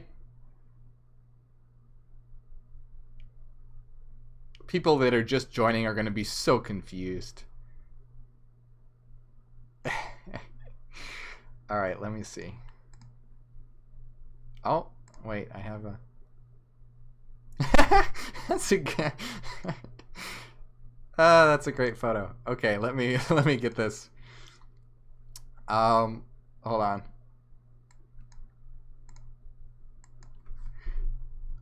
Let me save this. Rowan400.jpg is what this shall be saved as. Let me save this so I can open it up for you guys. I did not anticipate this being a thing that was happening, but hey. Oh, wait. Let me see if...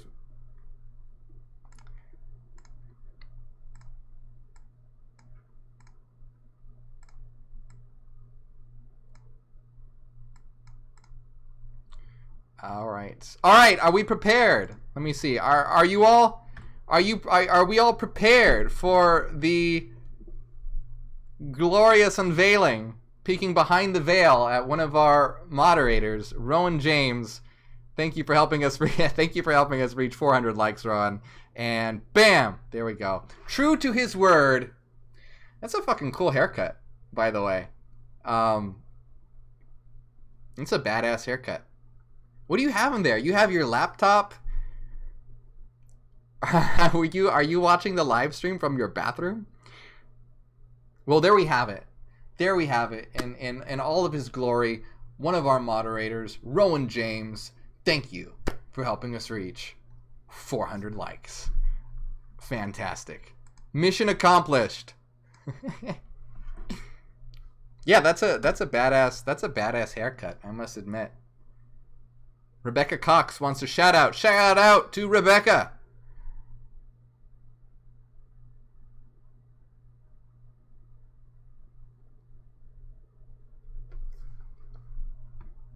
Well, now I know how you guys get. Now I know how to get you guys to hit the like button. Apparently, Rowan, your shirtlessness is what needs to happen for people to smash like. Okay, well, that was fun.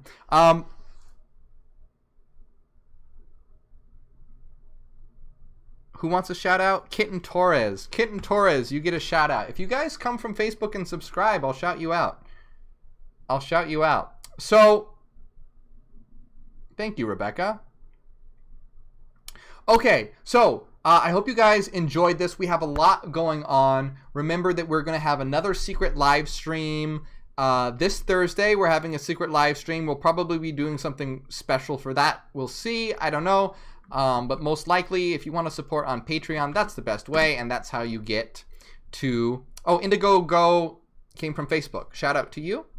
Please subscribe. I'll put the link in the comments for Patreon if you guys want to be a part of the secret live streams that's happening on Thursday. A lot of new videos are coming out. Check out the one I did on the Egyptian Book of the Dead that came out on Saturday. And we have a lot more coming out in just a few days. Big shout out to David for being our top supporter. And shout out for Scullywag as well for supporting. And so many awesome supporters as well. I just want to see real quick if I can scroll by. And I know Catherine was someone that was awesome. And so many. I know I'm missing somebody. A lot of people actually. But there was someone I wanted to shout out. But I lost it now. But anyway, thank you everyone for, just liking, sharing, subscribing these videos and being a part of this. It's so important that we put this information out there and get everyone on the same page, because this is what will allow us to build a new world. We need that Abraxian consciousness to be able to create and inspire a new world. I want you to remember that we are the awakened minds that are here to spread the seeds of consciousness throughout this world, so that we can, around the globe, so that we can create a glorious new world and a glorious new future. So, so happy to see you all here. I will see you all very, very soon.